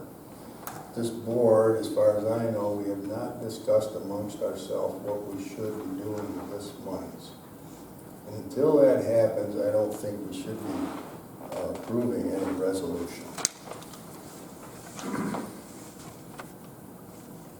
My feelings. When this first came up, we had discussions at meetings that when you look at the history of the revenues we lost, that this should be for replacement of the revenues lost. Because at the time, we lost close to a full sales tax payment, and we, looking at our court receipts, those went down substantially during the pandemic anyways. And in later tax years, we had to make adaptations to that lost income. They still allow you to apply it against lost income, but it's hard to recover the steps that were made at the time that we had to do it. And good example. Normally, we pay for plow trucks out of our, we budget and we also use reserves to do the plow truck straight up. Because of the pandemic losses, we ended up getting financing on our plow trucks. So you can track what the pandemic did to us right through. What I'd like to see is if these are things that we would normally budget in the future, we should consider them and assign it for that. I got a feeling a lot of what this is they preclude you paying off debt, because that's what a lot of areas propose. Much like they did, and I covered this in another meeting, when they did an infrastructure bill, they had us list infrastructure that was already approved and paid for by money from prior years, but they wanted credit for it in that year. So again, I'm a fan of use the money to either get rid of the obligations that we had to do because of the pandemic, or try to use the pandemic money to make sure that our expenses don't go up further out. Who came up with the list? We've all kind of put something into it, but as a group, we've never discussed it. I have 2 letters here that says we can't use it for debt. And originally, I guess, according to Ron, that we could, and now I've been told by 2 different sources that we can't, and we can't for whatever reason. I don't know. Could you read the items again? The first one I missed completely, but Yeah, me just to read through them again. okay. Now therefore be it resolved that the Stafford Town Board hereby obligates American Rescue Plan Act funds, coronavirus state and local fiscal recovery funds from the U.S. Department of Treasury in a total of $238,768 51 cents for the purpose of the following. Mid-mount side flail mower, What is that? Can you $59,375. say that slower? Mid-mount, What is that? Mid-mount flay mower, what is it? It's It's the mowers that go on the flail tractor. mower that mounts on the in the center section of the tractor. Mid-mount, oh, okay. Mower, okay. That's what they do the road weeds with. Yeah. Roadsides. Yeah.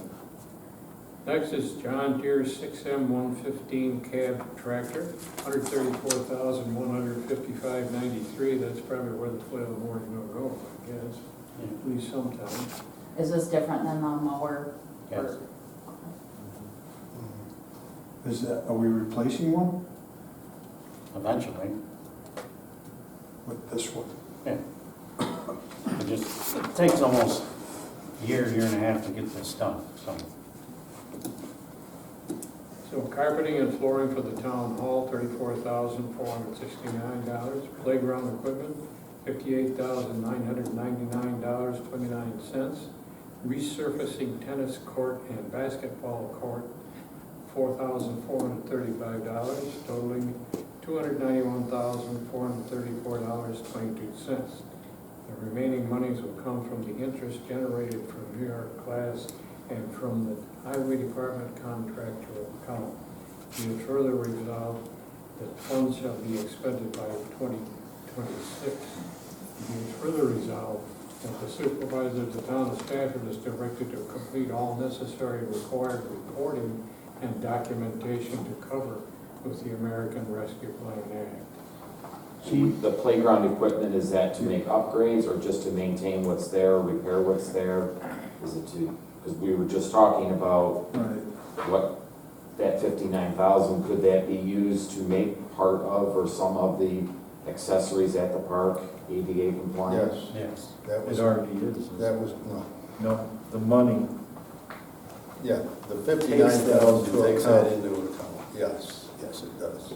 I mean, as a community member, we entrust all of you to work together and have discussions. I think Terry's request to have a discussion about this further, and if you have concerns about whether everything falls within legitimately, like what if we decide to make up one of these purchases and it doesn't really fall under what it's supposed to be?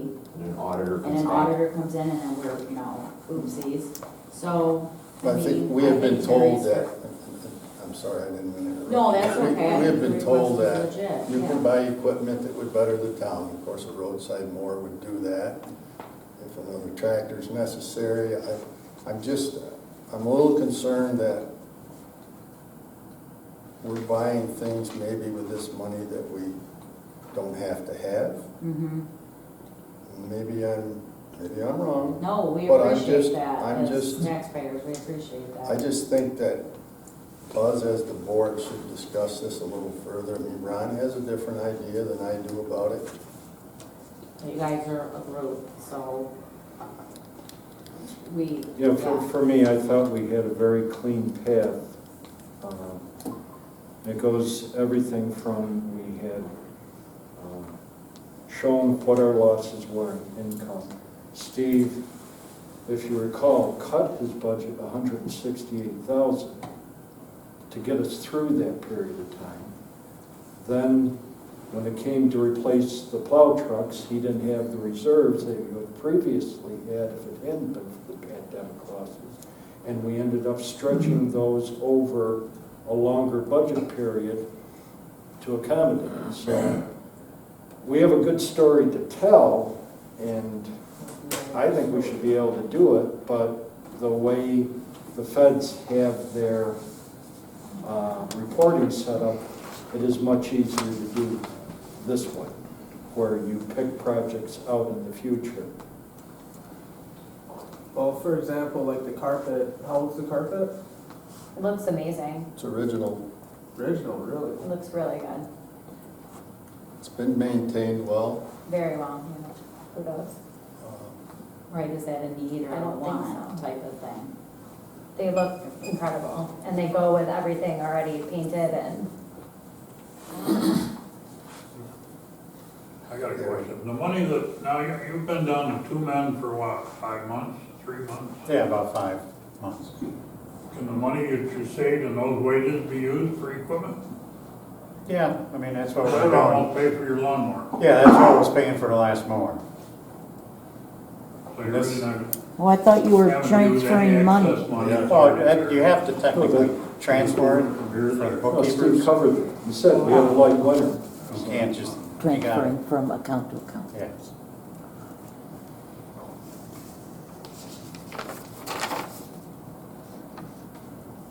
What mower did you get that you shared with Leroy, that they started? I thought that was the mower that did the roads. Nope, that's No?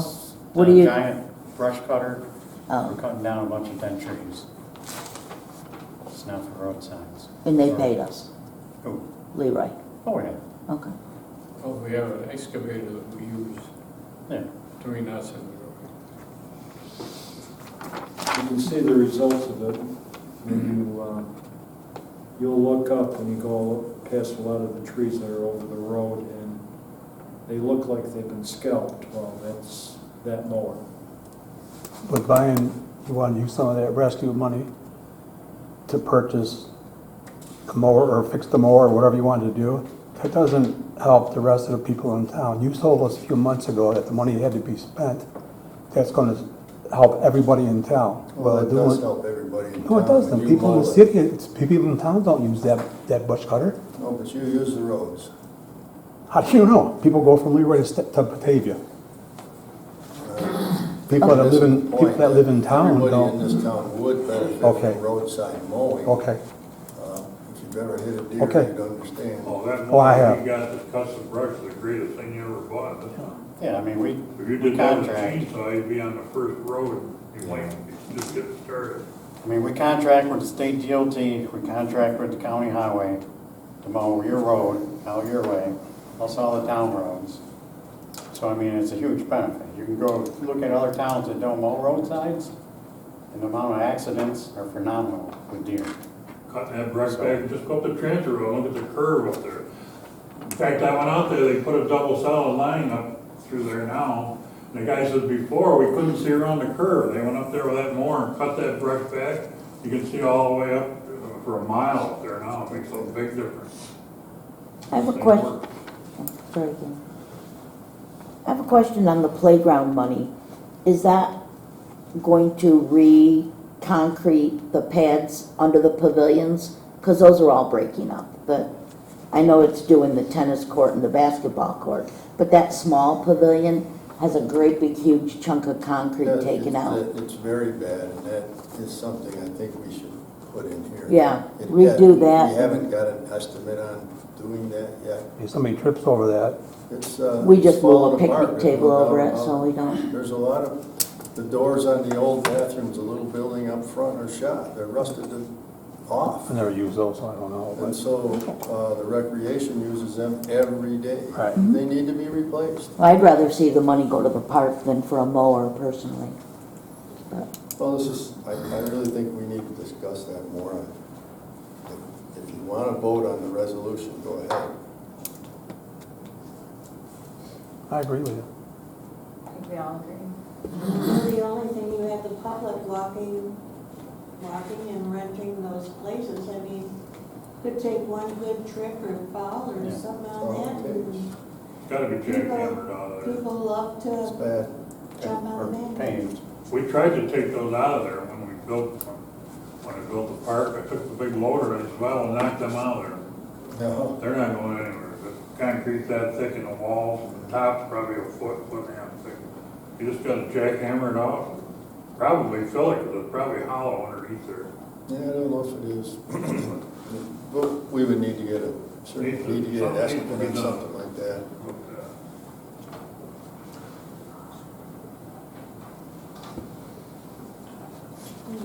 Yeah, I agree with Terry a little bit. I mean, we can get some quotes on those pads, you know, and then readjust our numbers next month.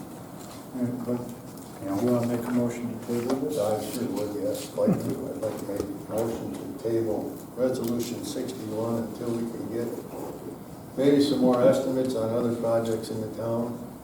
And We have until the end of the year to do that. Motion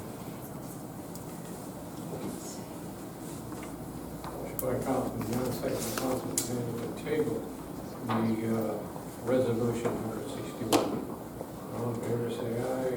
Aye. Opposed? Carried. Take it up.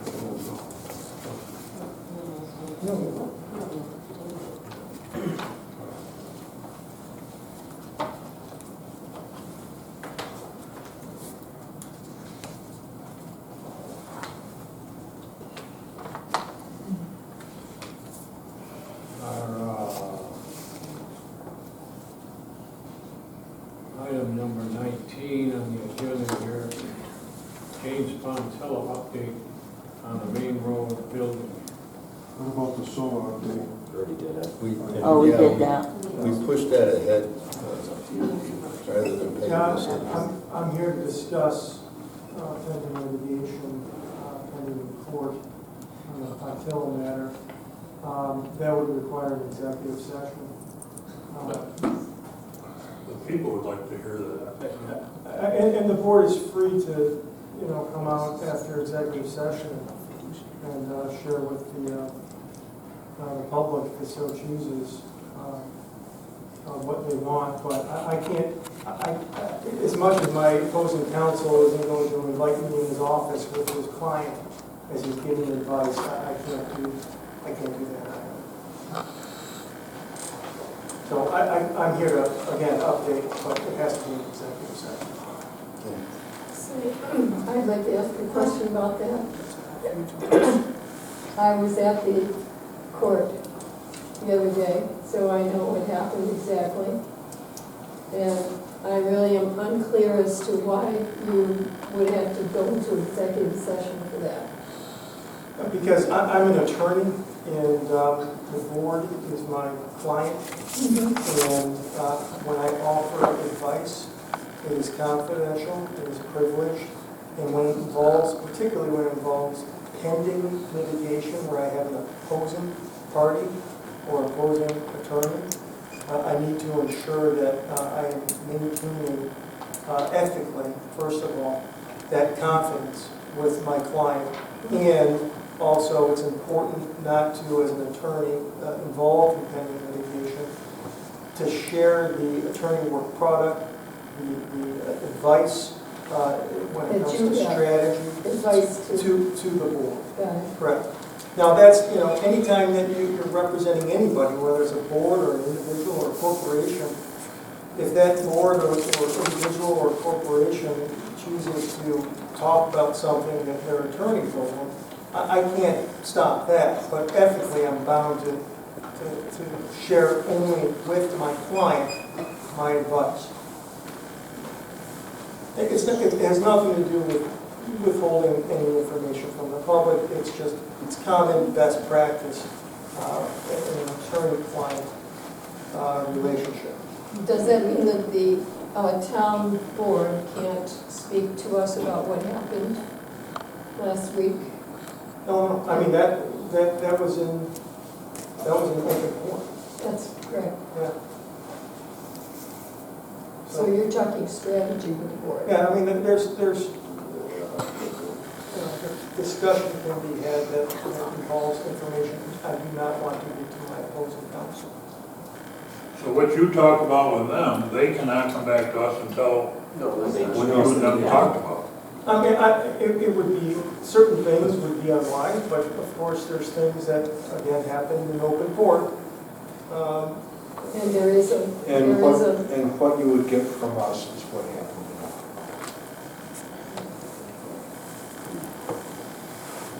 Which really, I'm sorry to hit the local medians. yeah. But again, there are things I can share that I do not want my opposing counsel to have in hand at this moment. And so I would ask for, again, an executive session to discuss. So are you pending speaking litigation. about strategies with the board to deal with Mr. That's Fontella? generally one aspect of what attorneys share with their clients. And does the town have any input into what happens to this situation? When you say the town, you're referring to, When you go Community members or into the board? executive session with the board, then we can't know about that, is that correct?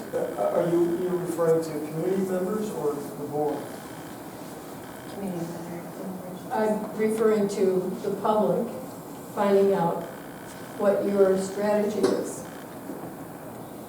Again, there's certain things that an attorney representing any client, whether it be a board in a situation involving a property like Mr. Pontillo's, or an attorney representing somebody in a personal injury is maybe commonly known here.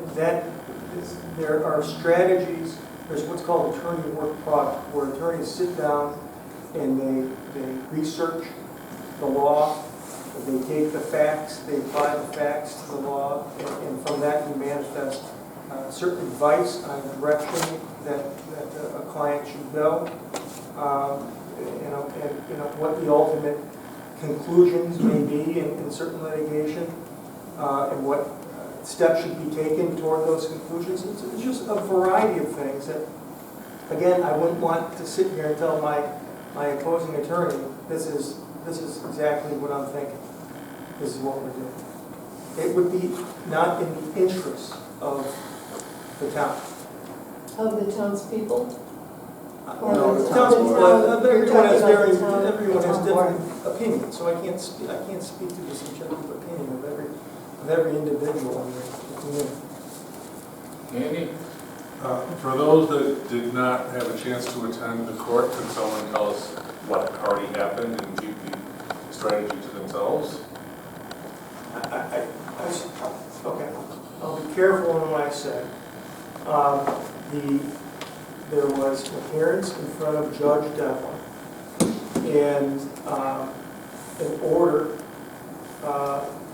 was entered, or an order was directed to be entered that provided for Mr. Pontillo to submit a scope of project, which entails also a budget for the work that he intends on performing. And that is to be submitted by, I believe, before October 3rd to the town. After that, by October 17th, the judge ordered that he is to submit a verified proof of financial resources corresponding to that scope of work, which again should include the budget.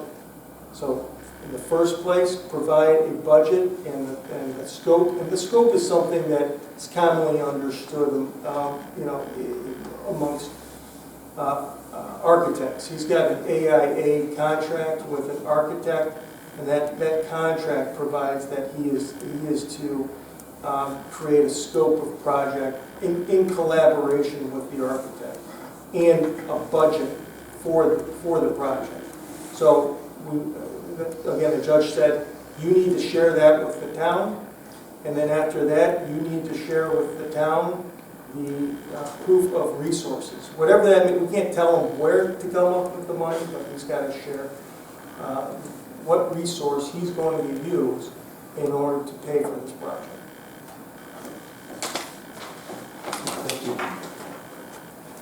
In other words, you can't say, I'm going to do this, and this, and then just leave it. You got to have a plan. The judge, as she told my opposing attorney, Mr. Chad Hummel, she's keeping this on a short leash. But there are additional things that I would just like to make sure the board understands as far as, you can call it strategy. I think you can see the frustration. The people sat back here and they voted these people in the office to represent us, to do our business. But then they go in that executive session, so they can't tell us everything. And that's where the frustration has been going on for 10 years. That's where the frustration is. It's not the fact that we don't trust them, they're doing a good job, but they're doing all that they can do. But the problem is with all these executive session things, we never find out exactly what went on in there. Maybe we have a different idea as to avenues to pursue, but with executive sessions, they're the only people that know. And then the taxpayers are the ones that should be knowing. Well, is there a necessity for the executive session? The avenue being pursued, as everybody knows, and again, I'm careful to mention that my opposing party and attorney know, is that this property is restored. Now, I would like to say on a timely basis, but, 10+ years having elapsed thus far and not much having been done, I cannot unwind the clock. I got involved in this late. I can't unwind that clock. I can only start where I would have started, back in 2013. And that still, in and of itself, is a process. It's not, you go to court. It's not like you see on Law and Order. I can't stand watching those shows, really. The case started and then a half hour later or 10 days later in the show, they're in trial. Well, you've gained more in the last 6 months than we gained in 10 years. I appreciate that, but there's still more to be done, and I track with the judge this idea of the short leash. She's made that very vividly clear to Mr. Hummel, Chad Hummel, who again is Mr. Pontillo's attorney. He just appeared the day before. He just filed an attorney appearance the day before the court appearance, before Judge Devlin. So she said to him, I'm keeping this on a short leash.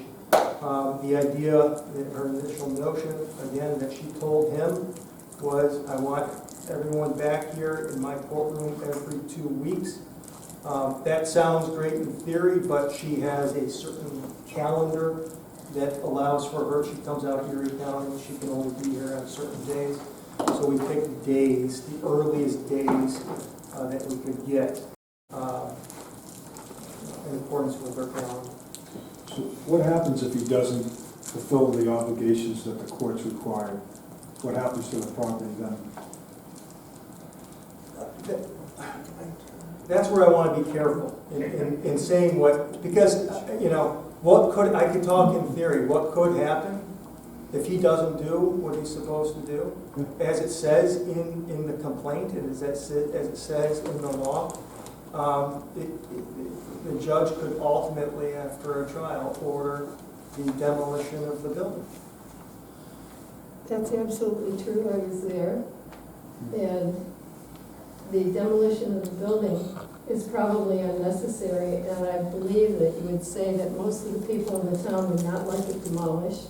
I've heard nobody say that that's what they want to see happen. But you haven't heard many people talking about it that are from the town. No, I'm agreeing with you. Maybe I wasn't clear.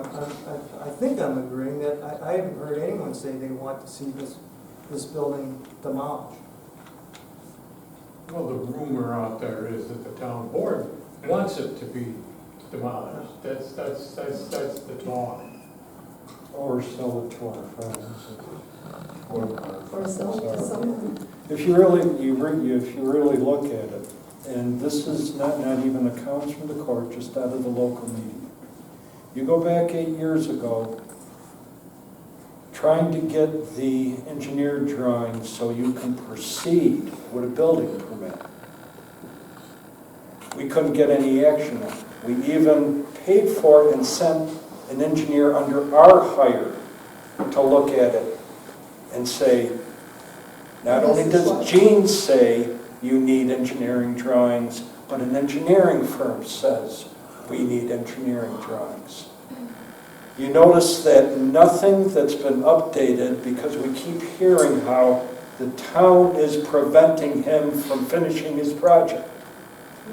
Nothing the judge has done so far has asked the town to do anything. They're asking him to fulfill the steps of getting a building permit and finishing the project. best way I can sum up the situation. And she gave him 30 more days. Not 30 more days, 2 more weeks. October 3rd is the next court date that she had available, so it was before that court date that she ordered him to provide the scope of project, Yes. which again includes a budget. And then after that, the next available court date was the 17th of October. And prior to then, he is to provide the proof of financial resources. And I believe he came to, Sufficient to complete. he came to court with the plans, with a plan. He came to court with something that was very concrete. But with him, we know, I don't mean to say anything negative about him, but he's had trouble meeting deadlines. He didn't come, no, he has not submitted any plans. But If he you're brought a lawyer. referring to, some sort of construction specifications or construction plans, no plans have been submitted. What he did do is he complied, again, this is public, an open court, public Right. knowledge. I was there. He complied with the initial order, Mhm. Judge Devlin's initial order, which was to retain an A engineer. contractor. Or, not a contractor, the first thing is design. The first issue is design. First, He also asked for a contractor. no. He needs to first, Yes. in order to submit, Judge Devlin did not order that he retain a contractor at this point. That will have to come. She ordered that he submit to the town the name and contact information of a professional engineer. He retained an architect, which is, under the code, you need to have plans either stamped by a licensed architect or a professional engineer. So he got the architect, and now the next step is, okay, you got the architect, you've got the contract signed with that architect now. There's certain things that have to be effectuated in that contract, which are so happen to be the things that we want. The scope of the project and the budget. And on top of that, the judge ordered proof of financial resources. So I think that probably everybody that's sitting out this way in the room would like to not see that building raised. Yeah. And you look across the street at the building there, and you can sort of, and I've seen photographs of what that building once was. So, it can be restored to a beautiful building. Yes, it can. And I'm hoping that the townspeople are for that, and that our town board are for that also. Because it would be quite a hole in our town. We have the four corners, that's what we really have as Stafford. But that whole building is not historical, correct? It's just the front It's in a historical area. area. Oh, okay. The building Oh, the itself, whole only the floor. front metal part of it. Well, I think the church and the church rectory is Yeah. involved, the old town hall, this building. It would be a shame to take that building down. Absolute shame to take the building down. And I hope you do everything in your power to see that he complies. Well, the loose talk out is that the town board wants to tear it down. Well, no, we don't. That's very good. Yeah, because it is true that people think the town board wants it taken down. And that, there's a feeling that there's a great deal of anger and frustration toward him. I agree. There's a lot of frustration toward him because he hasn't come across with what he was asked to do in a timely fashion. And I don't know, I'm not a psychiatrist. I think we would all hope that he could get his act together to get not only the plans, but the contractor. And I thought he said that he had a contractor also. We'll be at the day of Thursday, was it last Thursday? Did he retain a contractor?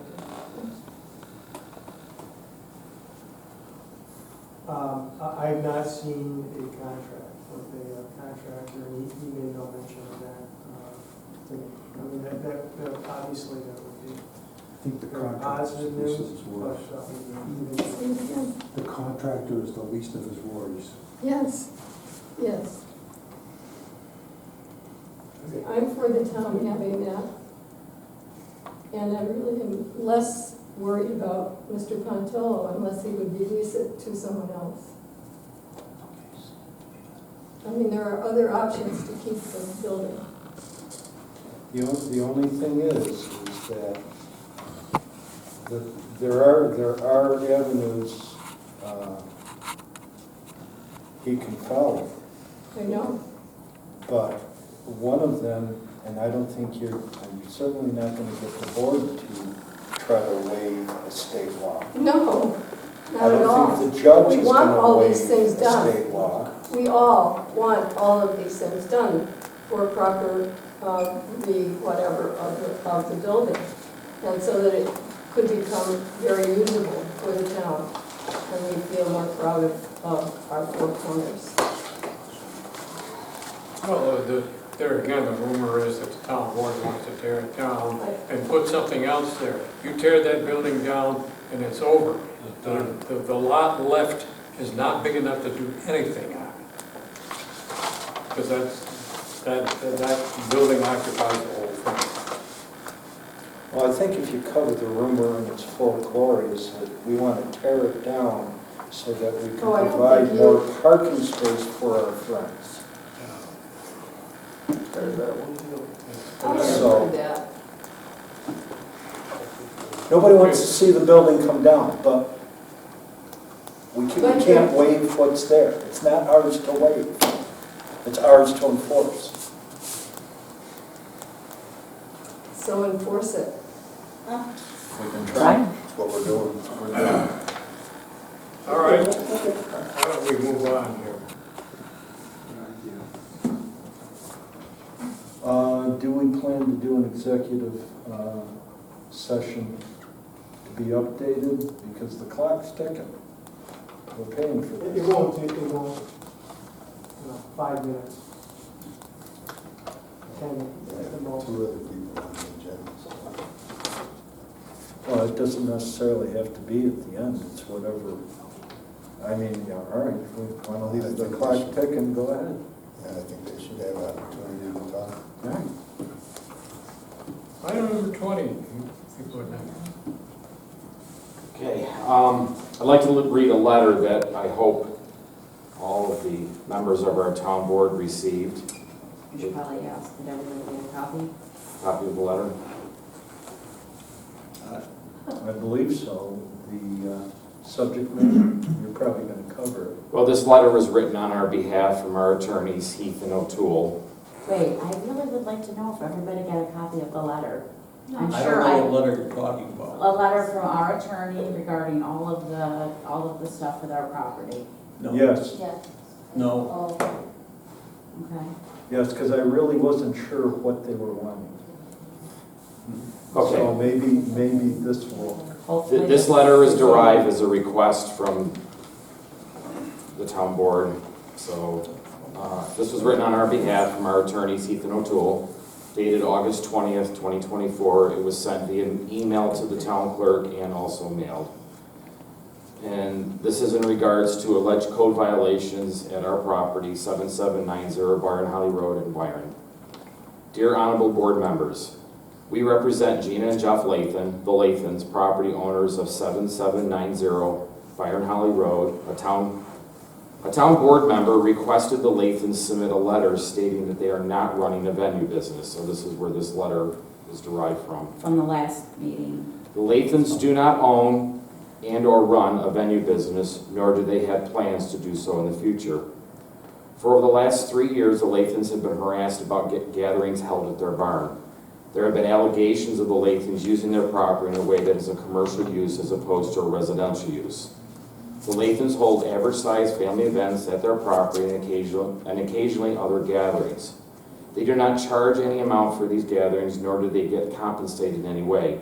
The events that are held are legal, and the Lathans are in compliance with the Stafford Code. The Lathans are looking to put this behind them so they can enjoy their property. They are looking for the town to acknowledge they are not in violation of the town code and this issue will be dropped. The facts. The following is an abbreviated list of relevant facts. The Lathans own a beautiful plot of land which consists of a barn. Since 1994, the Lathans have held gatherings in that barn, which include showers, intimate weddings, picnics, etc. In 2022, the Lathans thought they could turn their barn into an event space for people in the community to rent. They followed the initial steps of turning in the special use permit application. Later that same year, upon further reflection and after speaking with an attorney, the Lathans decided not to pursue a wedding business and rescinded their special use application. Gina met with Jerry Wood, the code enforcement officer at the town in May of 2022, and informed him that the Lathans were not pursuing a venue business, but would continue to hold various gatherings at their property as they have since 1994. Mr. Wood told Mrs. Lathan that as long as no money was exchanged, the town would not be involved in their gatherings. On June 25th, 2022, the Lathans held a private gathering at their property. Mr. Wood arrived at the property, created a scene, threatened Mr. Lathan. The police were called and he was escorted off the property. The police told the Lathans the gathering was not an illegal event. In the months that followed, Mr. Wood continued to harass the Lathans. The Lathans put on several town board agenda meetings without their knowledge to discuss their barn. On December 19th, 2022, the Lathans received a letter from the town board that their special use application was incomplete and they must halt holding parties and special events until permission is granted. The Lathans attended the January 25th, 2023 meeting and reiterated they are not pursuing a venue business and previously rescinded their application. For the next 16 months, things were quiet and the Lathans thought this nightmare was finally behind them. During this time, the Lathans held small gatherings for family and friends to celebrate holidays, birthdays, family reunions, showers, etc. The Lathans made no money nor charged any money for any of these events. On April 18th, 2024, Don Mullen sent a letter to the Lathans stating they were out of compliance with the town code because their barn is being used as a venue. The Lathans met Mr. Mullen on April 25th, 2024 and informed him that they do not have a venue and had rescinded their special use permit application back in 2022. The Lathans were told the town was still investigating this issue and hired additional outside counsel to help with its investigation. As this can of worms has been opened back up, the Lathans would like this back and forth to finally come to an end, so this is not to continue every time there's a new code enforcement officer. The Lathans do not have an event space. They have never advertised their barn as such after rescinding their special use permit, nor have they benefited financially from hosting their gatherings. They have the space to enjoy celebration with family and friends. The law. Nothing in the town code prohibits family and friends from gathering at a private residence or its accessory building. There has been no change to this primary use of the property, as the primary use is the residence of the Lathans. No commercial use exists on the property. An accessory use is a use of the buildings customarily incidental and subordinate to principal use or buildings and located on the same lot. In an agricultural residential district, there can only be one principal use on any lot, section 182-12. To determine whether a proposed accessory use is incidental to and customarily found in connection with the principal use depends on analysis of the nature and character of the principal use of that land in question in relation to its accessory use, taking into consideration the overall character of the particular area in question. This is a case of Lavender versus Zoning Board of Appeals. The accessory use is having family and friends over for various celebrations. Courts have found that marketing and promoting a venue shows a clear intent to target a rental audience, and the rental space would not be incidental nor subordinate to the residential use. While the Lathans had posted about the venue in 2021 and 2022 in anticipation of the special use permit, they have not advertised in over 2 years. After deciding not to continue the special use permit, they removed any advertisements from online and have not promoted it. The third department has found that the occasional use of a residential property for a wedding or similar large-scale event would be permissible as an accessory use to the principal resident.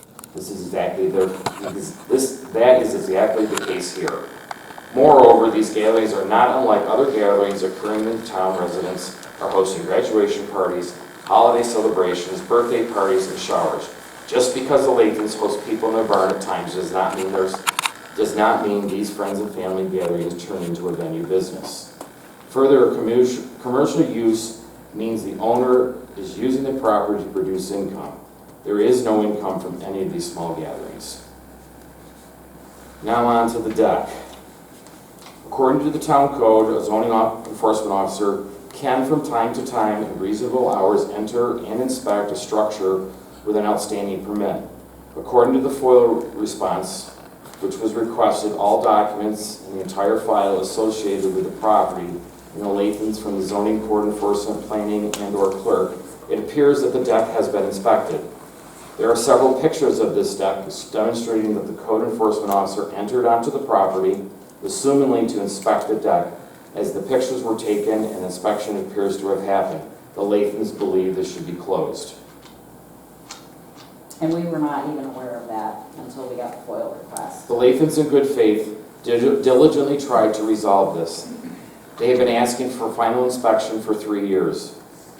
The Lathans have cooperated with the town and stated numerous times they would have any code enforcement officer inspect the deck. But they do not trust the town as they've had serious problems with past code enforcement officers.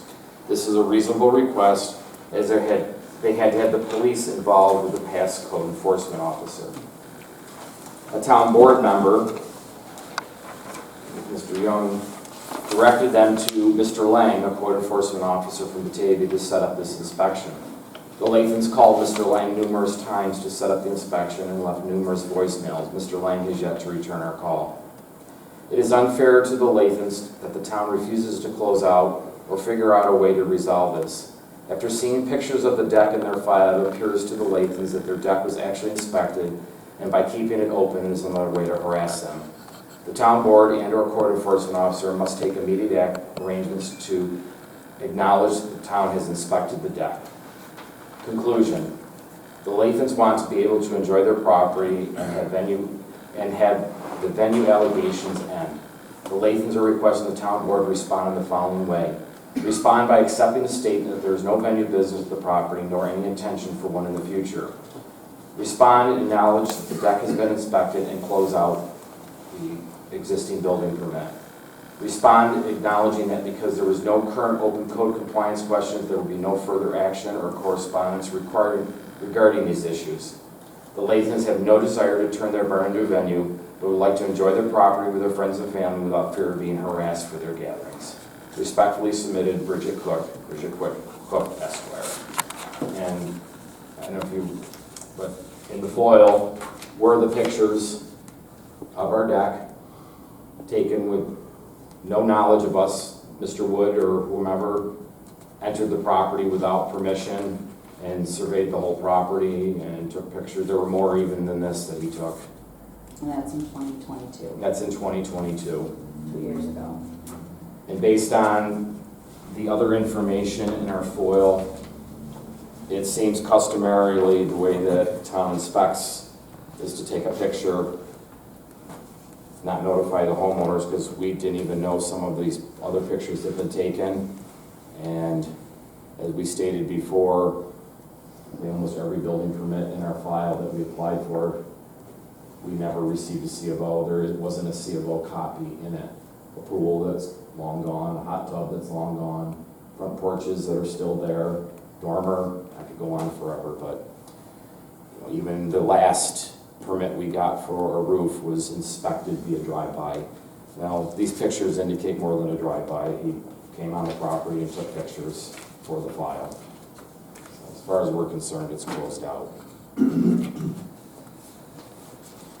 Lang never got a hold of him? No. You called him? 3 times at least. And I think there were text messages, or was that too? No, and then I would text you. Yeah.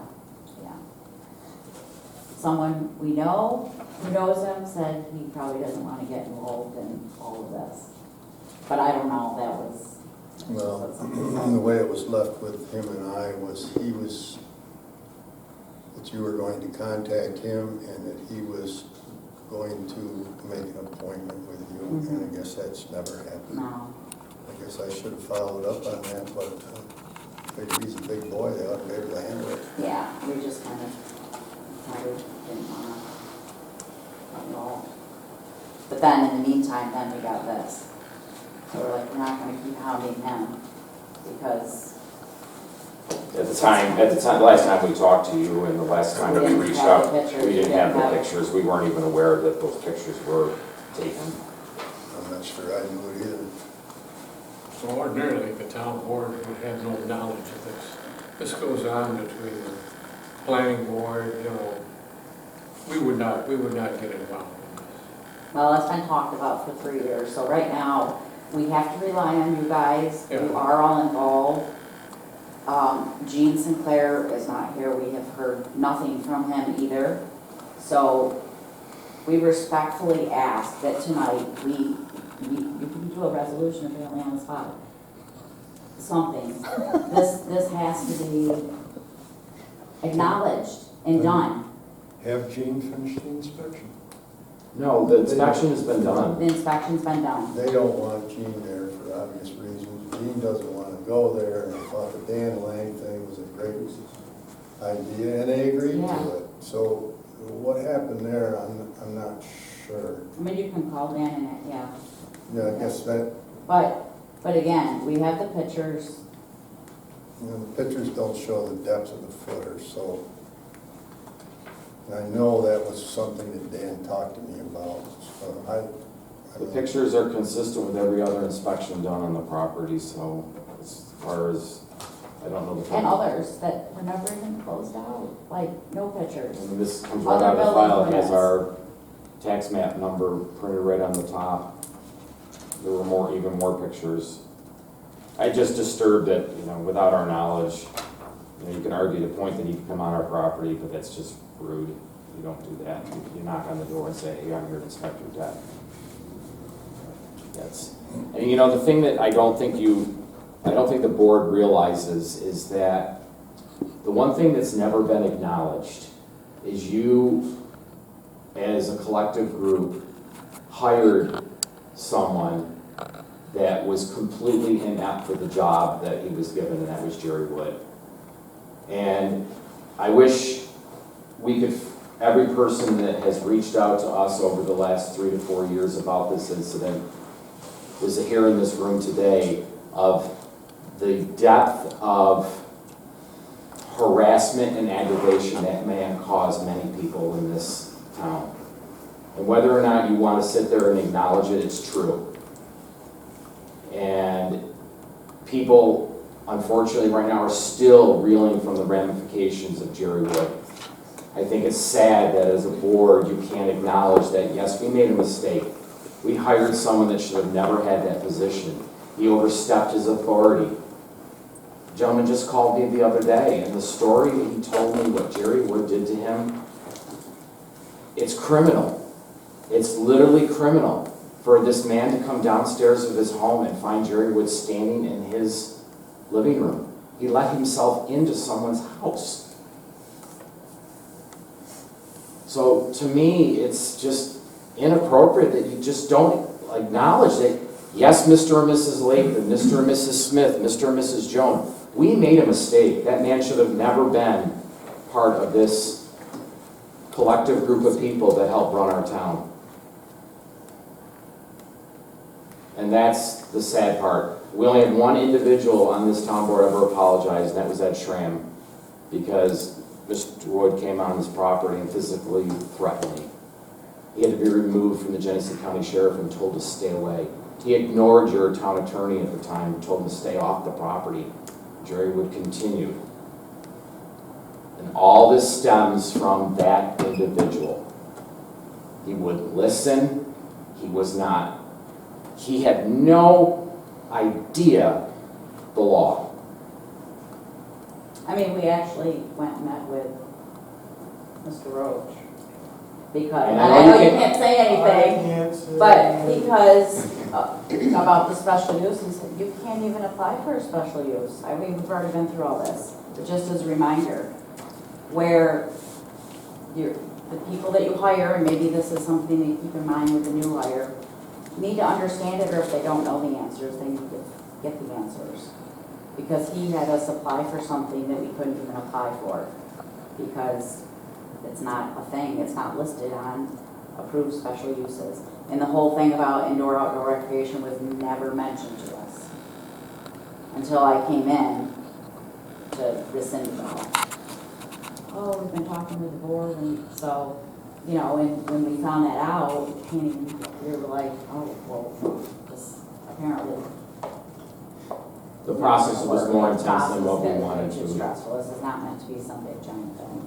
But in hindsight, we anyways. probably should have done it because we spent more than that in attorney fees. I know it, yeah, yeah.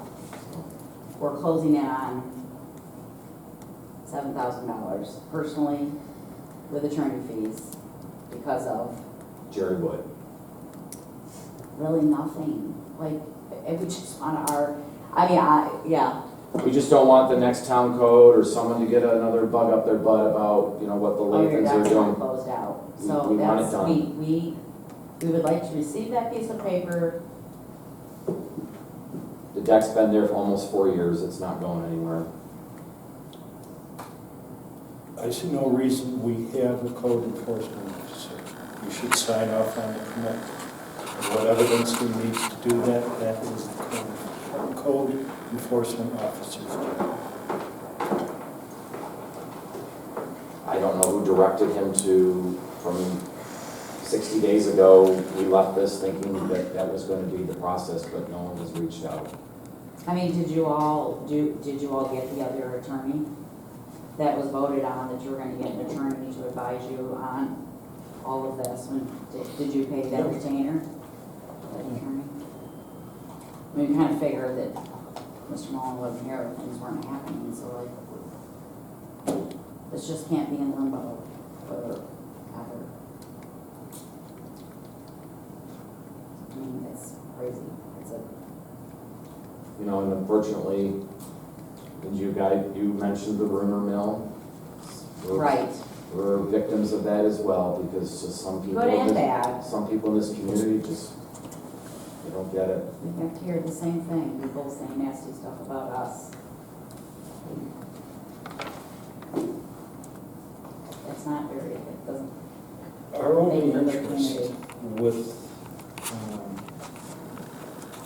code enforcement is, since we're charged by the state because we agreed to have a code enforcement officer, is that there is no liability for the town for anything that isn't done. But Jerry, Don Mullen, Gene Sinclair, all expose you to liability because they don't do inspections. How do you inspect a roof by driving by? How does that release your liability? Or the other 5 permits that we never got a CFO on when we called and said, hey, our pool is up and done. Do you have the alarm on it? Oh no, we didn't put the alarm on. We put our alarm is on. They never came out. We never got it closed off. Our hot tub is in. Never came out. Never closed it out. So why all of a sudden this one thing? I mean, if I wanted to waste Barb's time and our taxpayer money, I'd FOIL request every single building permit for the last 5 years. And have they all been closed out? Right? I wonder what that would look like. Oh, man. I won't do that to you. Thank you. But you know what I mean? I might. So, like, let's. I'm carrying. If you're concerned about liability, Yeah, we are the homeowners. You know, you left, your past code people have left a wake of liability for you, Right. from their behavior to their lack of. And I did some research, and you know, you legitimately can't issue a permit if you can't do the inspection. And there are municipalities who choose not to issue certain permits because they are not capable, one being a roof permit. Town of Laurie, Village of Laurie, they do not have a roof permit because their code person will not go up on a roof. So they don't issue a permit because they can't do the inspection. A drive-by, I'm sorry, is not, that doesn't protect the homeowner, it doesn't protect the town. Especially if there's someone who's relying on a contractor, and perhaps the CEO would be the one that would say, you know, those, whatever, joists are not done correctly, where some little lady who's having it done wouldn't know. Or somebody without construction experience wouldn't know. If that's the protection, that's. And we don't, I didn't That's touch not upon fine. how he altered the building permit. That building permit was issued just final inspection. There was Right. no inspection for footers, there was no inspection for, it was final inspection. Final inspection includes all aspects.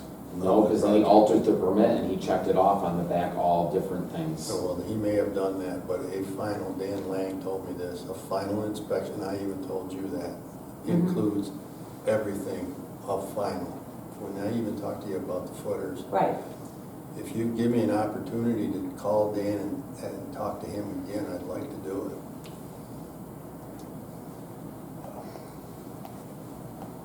The only way I can see to get this thing written off is to get somebody to write it off. He's not gonna do it. Be up to you people. I mean, I thought we kinda had something I going. know, but so did we. I would be glad to follow up on it again. I'm gonna tell you that, one of the problems we have with that is our lawyer will be present for that inspection. That's And fine. we are already, like I said, almost $7,000. It will cost us $400 to ever come out. So we're like done. I'm not sure he has to be there for the inspection, but that would be up to you. We've been advised to that, so. Yeah. It's up to you. Give me the opportunity to do it, I'll do it.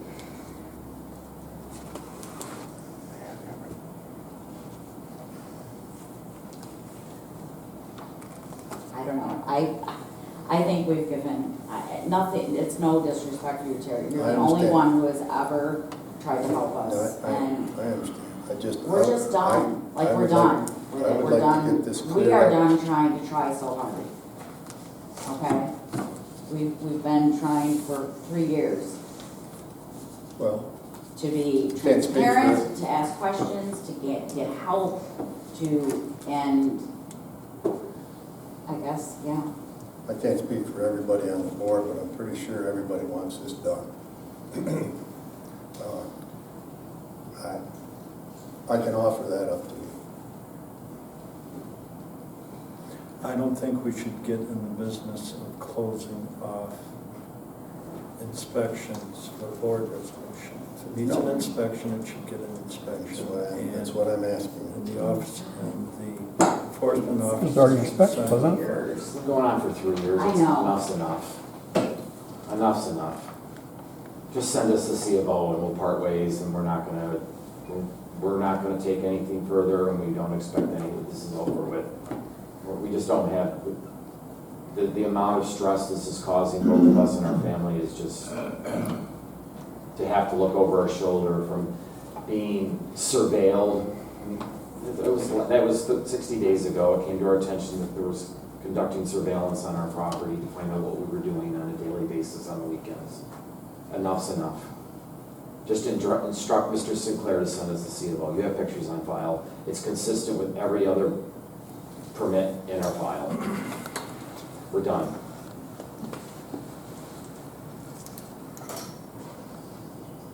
So for Mr. Sinclair, you just want him to close it out? Close it out. Send us the C of O like you did your drive-by. I'm sorry, that's how we got our roof permit, the drive-by. Look at all those pictures. They can see what it looks like. And that was when it was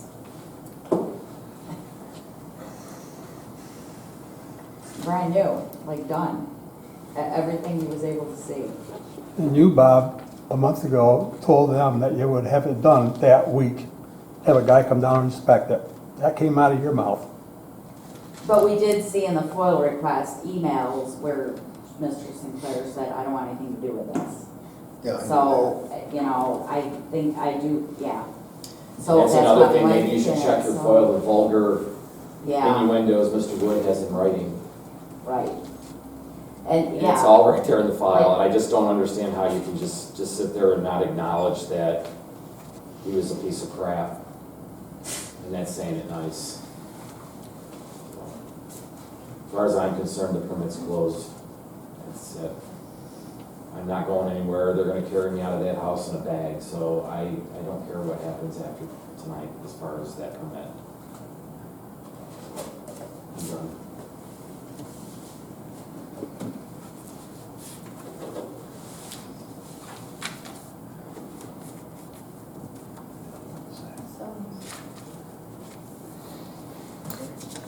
Is someone gonna acknowledge their lawyer's letter?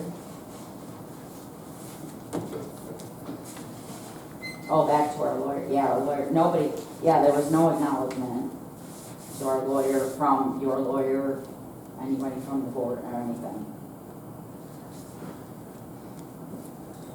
So it's just, like, we don't wanna end up being Mr. Pontillo, 10 years from now, we're sitting here asking for, you know what I mean? And not to pick on anyone in this community, but someone said it earlier.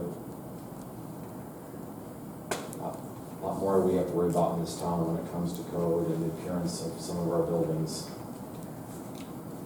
And I'm gonna pat ourselves on the back, we've taken great pride in our property only for 30 years. And to be treated as such has just been, to be honest, if we have the ability, but we're not moving away from our family. I'd have put a for sale sign in front of that house a long time ago, and you've been gone. It's not a really friendly place to live when it comes to some of the things that we've had to deal with.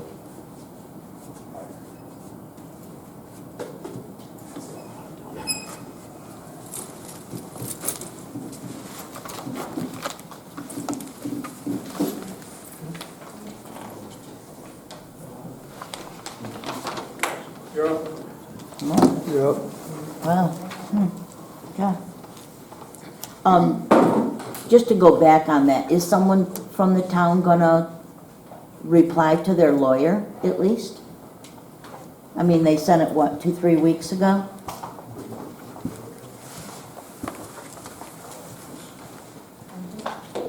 I didn't write down the date, thought she said August 20th, so 2 weeks. I'm sure we will send it on to our attorney before we give any answer from the boards. Oh, okay. Well, it can't be Roach and them guys, so you gotta get another lawyer yet. We'll have them Well- tell us that. Okay. Got another. Okay, well, we'll do that one. Okay, budget workshop is coming up. Are you gonna allow community input at the budget workshop? I've been reading up on it and it says, so I never attended one, so. Usually we don't, you can be there and listen. But it's- Do they take minutes? I can't be there at the September one. I have a commitment out of town. So will there be minutes taken on the, Normally, the budget itself is the resulting document. but this is a workshop, so this is when you talk about it. This is when everybody submits their budgets. Steve will submit his, whoever does budgets. Are we gonna get a copy this year of the proposed budget so we can look over it before you pass it? Can I request that now? Can I ask now? I don't know, I give your lawyer the law on it, so. No, I understand you can view the tentative budget, The tentative. you can view it, but you can't have a copy till it's. Well, you can give us a copy if the board approves it, according to Law 106. Howard would know that, he stated it last. I know I don't have a copy of it. The exact wording is that the town board will determine how many copies are available for public distribution. Tentative. This is an unapproved budget. Yes, tentative draft. And where do you typically post it? Is that something that you put on your website as well? No, well, in the past, I just had it at the town and they could view it. They could not take a copy out of the office. This is what. I gave Picture? David a copy of the law, the section that says the board can approve copies of the tentative budget to be made for us to look over I leisurely. know that, unapproved means and it's, can be, subject to a FOIL request, but I can't speak specifically as I sit here on an unapproved budget. Okay. Before I'm talking about that intelligently, I'd want to double check the law. Yeah, I gave a copy to David DiMatteo, so I gave it to Mr. DiMatteo, he was gonna look at it. So there's no minutes taken on it, okay? So the website, Councilman Panic, in the past, you keep telling us that you didn't want to have a Facebook page or anything like that because anything we need to know about the town, we can find it on the website. Remember that? Okay. So I never saw the jobs posted that you were on the website that you were looking for, the zoning or the highway guy. Those were never posted on the website. Yes, you put them in the Daily News and in the Penny Saver, which is legally, but you've told us, I don't get the Daily News. Okay, I'm not paying for that. And I'm not paying for We're not even obligated to have a website. But you do. So can't they were posted before when you were looking for things. So I mean, I came in and I just happened to see the application sitting on the desk. So why wouldn't you? So I guess when I go to the website to look for something and it used to be posted. I still stand behind that. We would be out of our minds to have a Facebook page with commenting. Right, and you don't have to have it with commenting. That's right.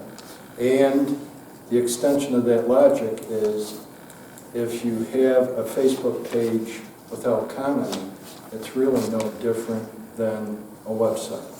Correct. Okay. I agree, except for more people would get alerts if they liked the town's page. You could post the agenda, we could see it instantly if we followed the town versus having to go to the website and wait for it to get posted at 7:02 on a Sunday night. Okay. Why can't that be posted Friday night, Saturday? You gotta wait till 7 o'clock on Sunday night. Well, I mean, at the is there beginning of a, the meeting, you were asking why something wasn't on the agenda. right? So why didn't you print these papers up at 3:30 when he came in and gave you those, instead of giving us ones that weren't updated? I'm not following the question. The papers that are out here for the agendas for tonight, okay, didn't have 64 or whatever. 62, 63, 64 Because you said it on came it. in late. So why didn't she print these up? She could have put them on the agenda, throw those papers out and put a new agenda up before we all got here. If he came in at 3:30. All right, we make our best estimate of what the agenda will be and we publish it. There will be late adds to any agenda. Right. But so we why can't add late. But you can, yeah, we can. We gotta have it done by 3 o'clock on Thursday, or noon on Thursday. Some people work during the day. I don't, but some people do. Can't get to a phone and call Barb, say, hey, I need to talk Monday night. But you could have put it on those sheets when we got here. Could you not? I mean, 3:30, the guy come in, he even told us that, the lawyer. Said I came in about 3:30. So you got a copy of all the agendas. You could have thrown those papers out. What, you got a dozen of them?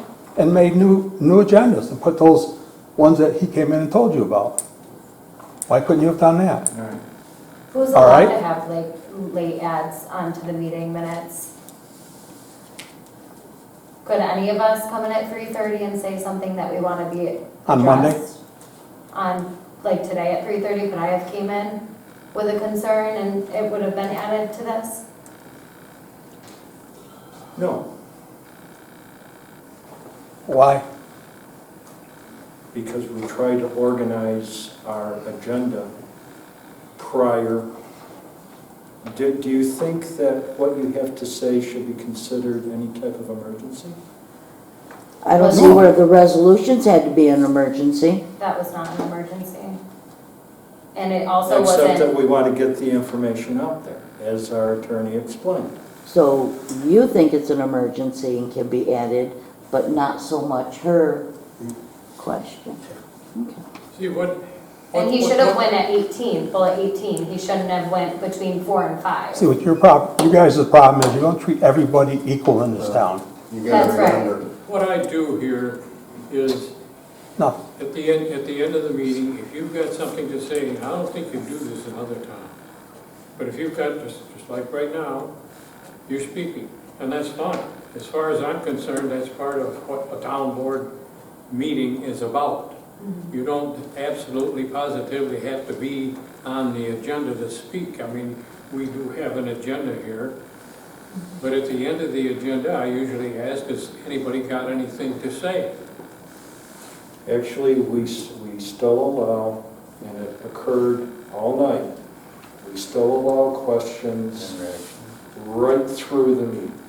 And we've had people quit the board because we still allow people to ask questions throughout the meeting. and we're probably the only town that does that, probably, right? Tom David don't do it, or Leroy, or I don't, No, you know everything else, I mean, if I don't attend other people's meetings, but I know others have propagated rules that you can't interrupt. So go back to my original question, seeing as how the floor is still open, why can't she put those online Friday night before she leaves, or Saturday morning? She don't come here Sunday and do it on the computer, I'm somebody's sure got it's, to do it. huh? Somebody's got to do it. I'm sure she don't come here Sunday night and do it. I'm sure it's all automated and all set up to, Again, we need to find the balance between how early do you want it out there, and then we're supposed to be changing it the entire time? I'm not saying changing it, you're not listening to my question. Why can't she put it out Friday night, seeing as how we got till noon on Thursday? You got all day Friday, all afternoon on Thursday for people to come in, tell her about it.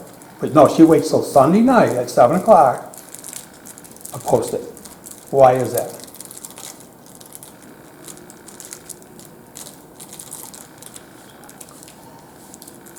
Well, it's been our, Nobody's got any answers. that's our latest that we can issue, right? 24 hours. 24 hours beforehand. So we're compliant. Oh, you're compliant, okay. So you can do it earlier, you choose not to. Is that what you're saying? So again, what do you want, by having it 24 hours before, you get as many updates as are available. So, Let's go on to my community events, because this is really important. I want to form a committee for the community to do some fundraisings, just have community events. Try to bring, I talked to the fire department, I talked to Bob Mattice, but a couple of other people, and I talked to Bob Mattice, and he's got his hands full over there, so we're not going to approach them for a while till they get settled. Is there any restrictions, or what would I need to do to hold an event, say, at the park? Just rent the pavilion? rent the pavilion. That's all I have to do. I don't have to tell you that we may have 150 people or what have you. Okay. So I'm sure it's not the legal event. That won't be illegal. Okay, that's it. That's all I got.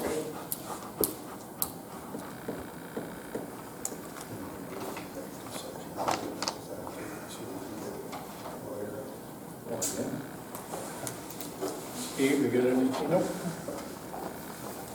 no, I'm good. You have a question from the audience? I have something for the agenda. I understand that the budget meeting is coming up, right?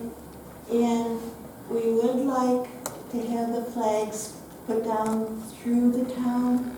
The only reason we would like to do that is to make some improvements, make it look nice, whatever.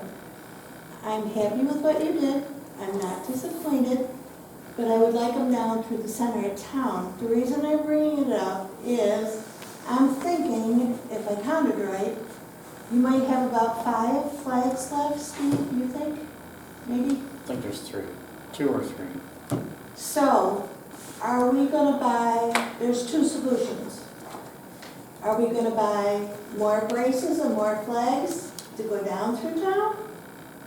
Or, it was mentioned to take the flags down in the fall, so we can make them last longer. To, at that point, take the braces down on some of them, where they are, on the outskirts. I don't know how you would like to approach this. You want to spend more money, you don't want to spend more money?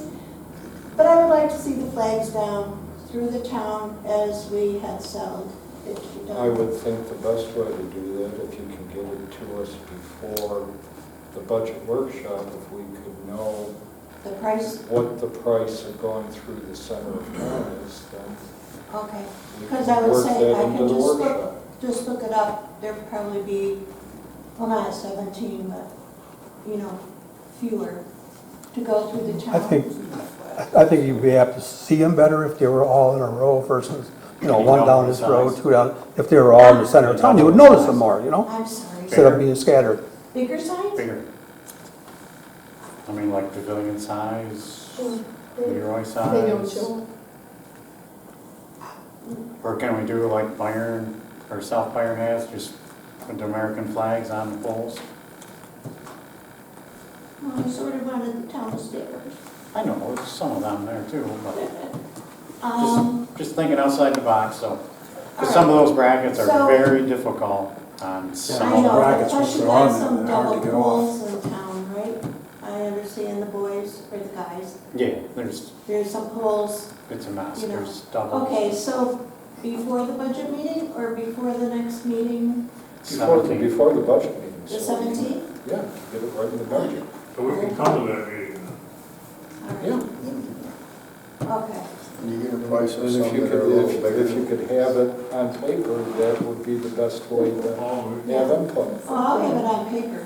Linda, could you get a price of some that are a little bigger? Yes, I can.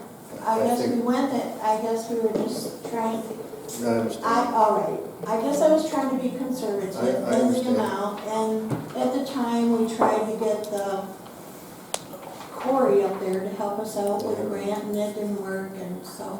But I can look into larger sizes. Give us an option of Okay, both, because all right. they are a little small. I mean, the effort was there, and everybody appreciates that. Thank Yeah. you for doing that. It's just that I think it would make our community dress it up a little. Maybe. Get us a price. Well, and plus this one has been discussed a lot, getting to where we are now. So it's simply, do we need to spend a little bit more to finish it up? Is what you're proposing. Well, You know, of course, it's gonna cost more. Yes. If you have budget suggestions, if you have an estimate of something that you want the town to go after, we'll look at it. I can't be at the meeting, but I can email all of yous, because I have something I'd like to see on the budget. Sure. Okay. Okay. If you send it to any one of us, we'll raise it. Okay. We gotta come up with a date to do the budget. We got it. We got it. Got it? Yeah, we got it. The only caveat is that if you want us to, sponsor a function, we've normally seen the function going on for a while before we start sponsoring it. Oh, yeah, I don't want the town to sponsor it. All right. That's not, yeah.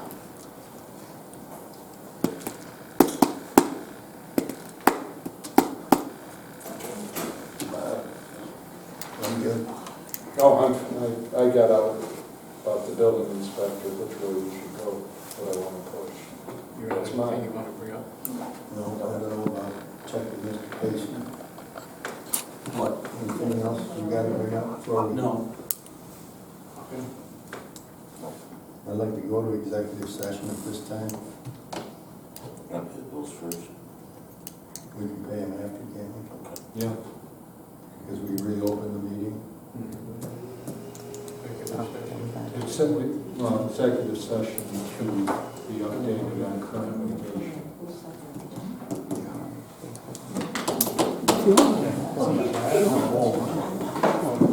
Let's go.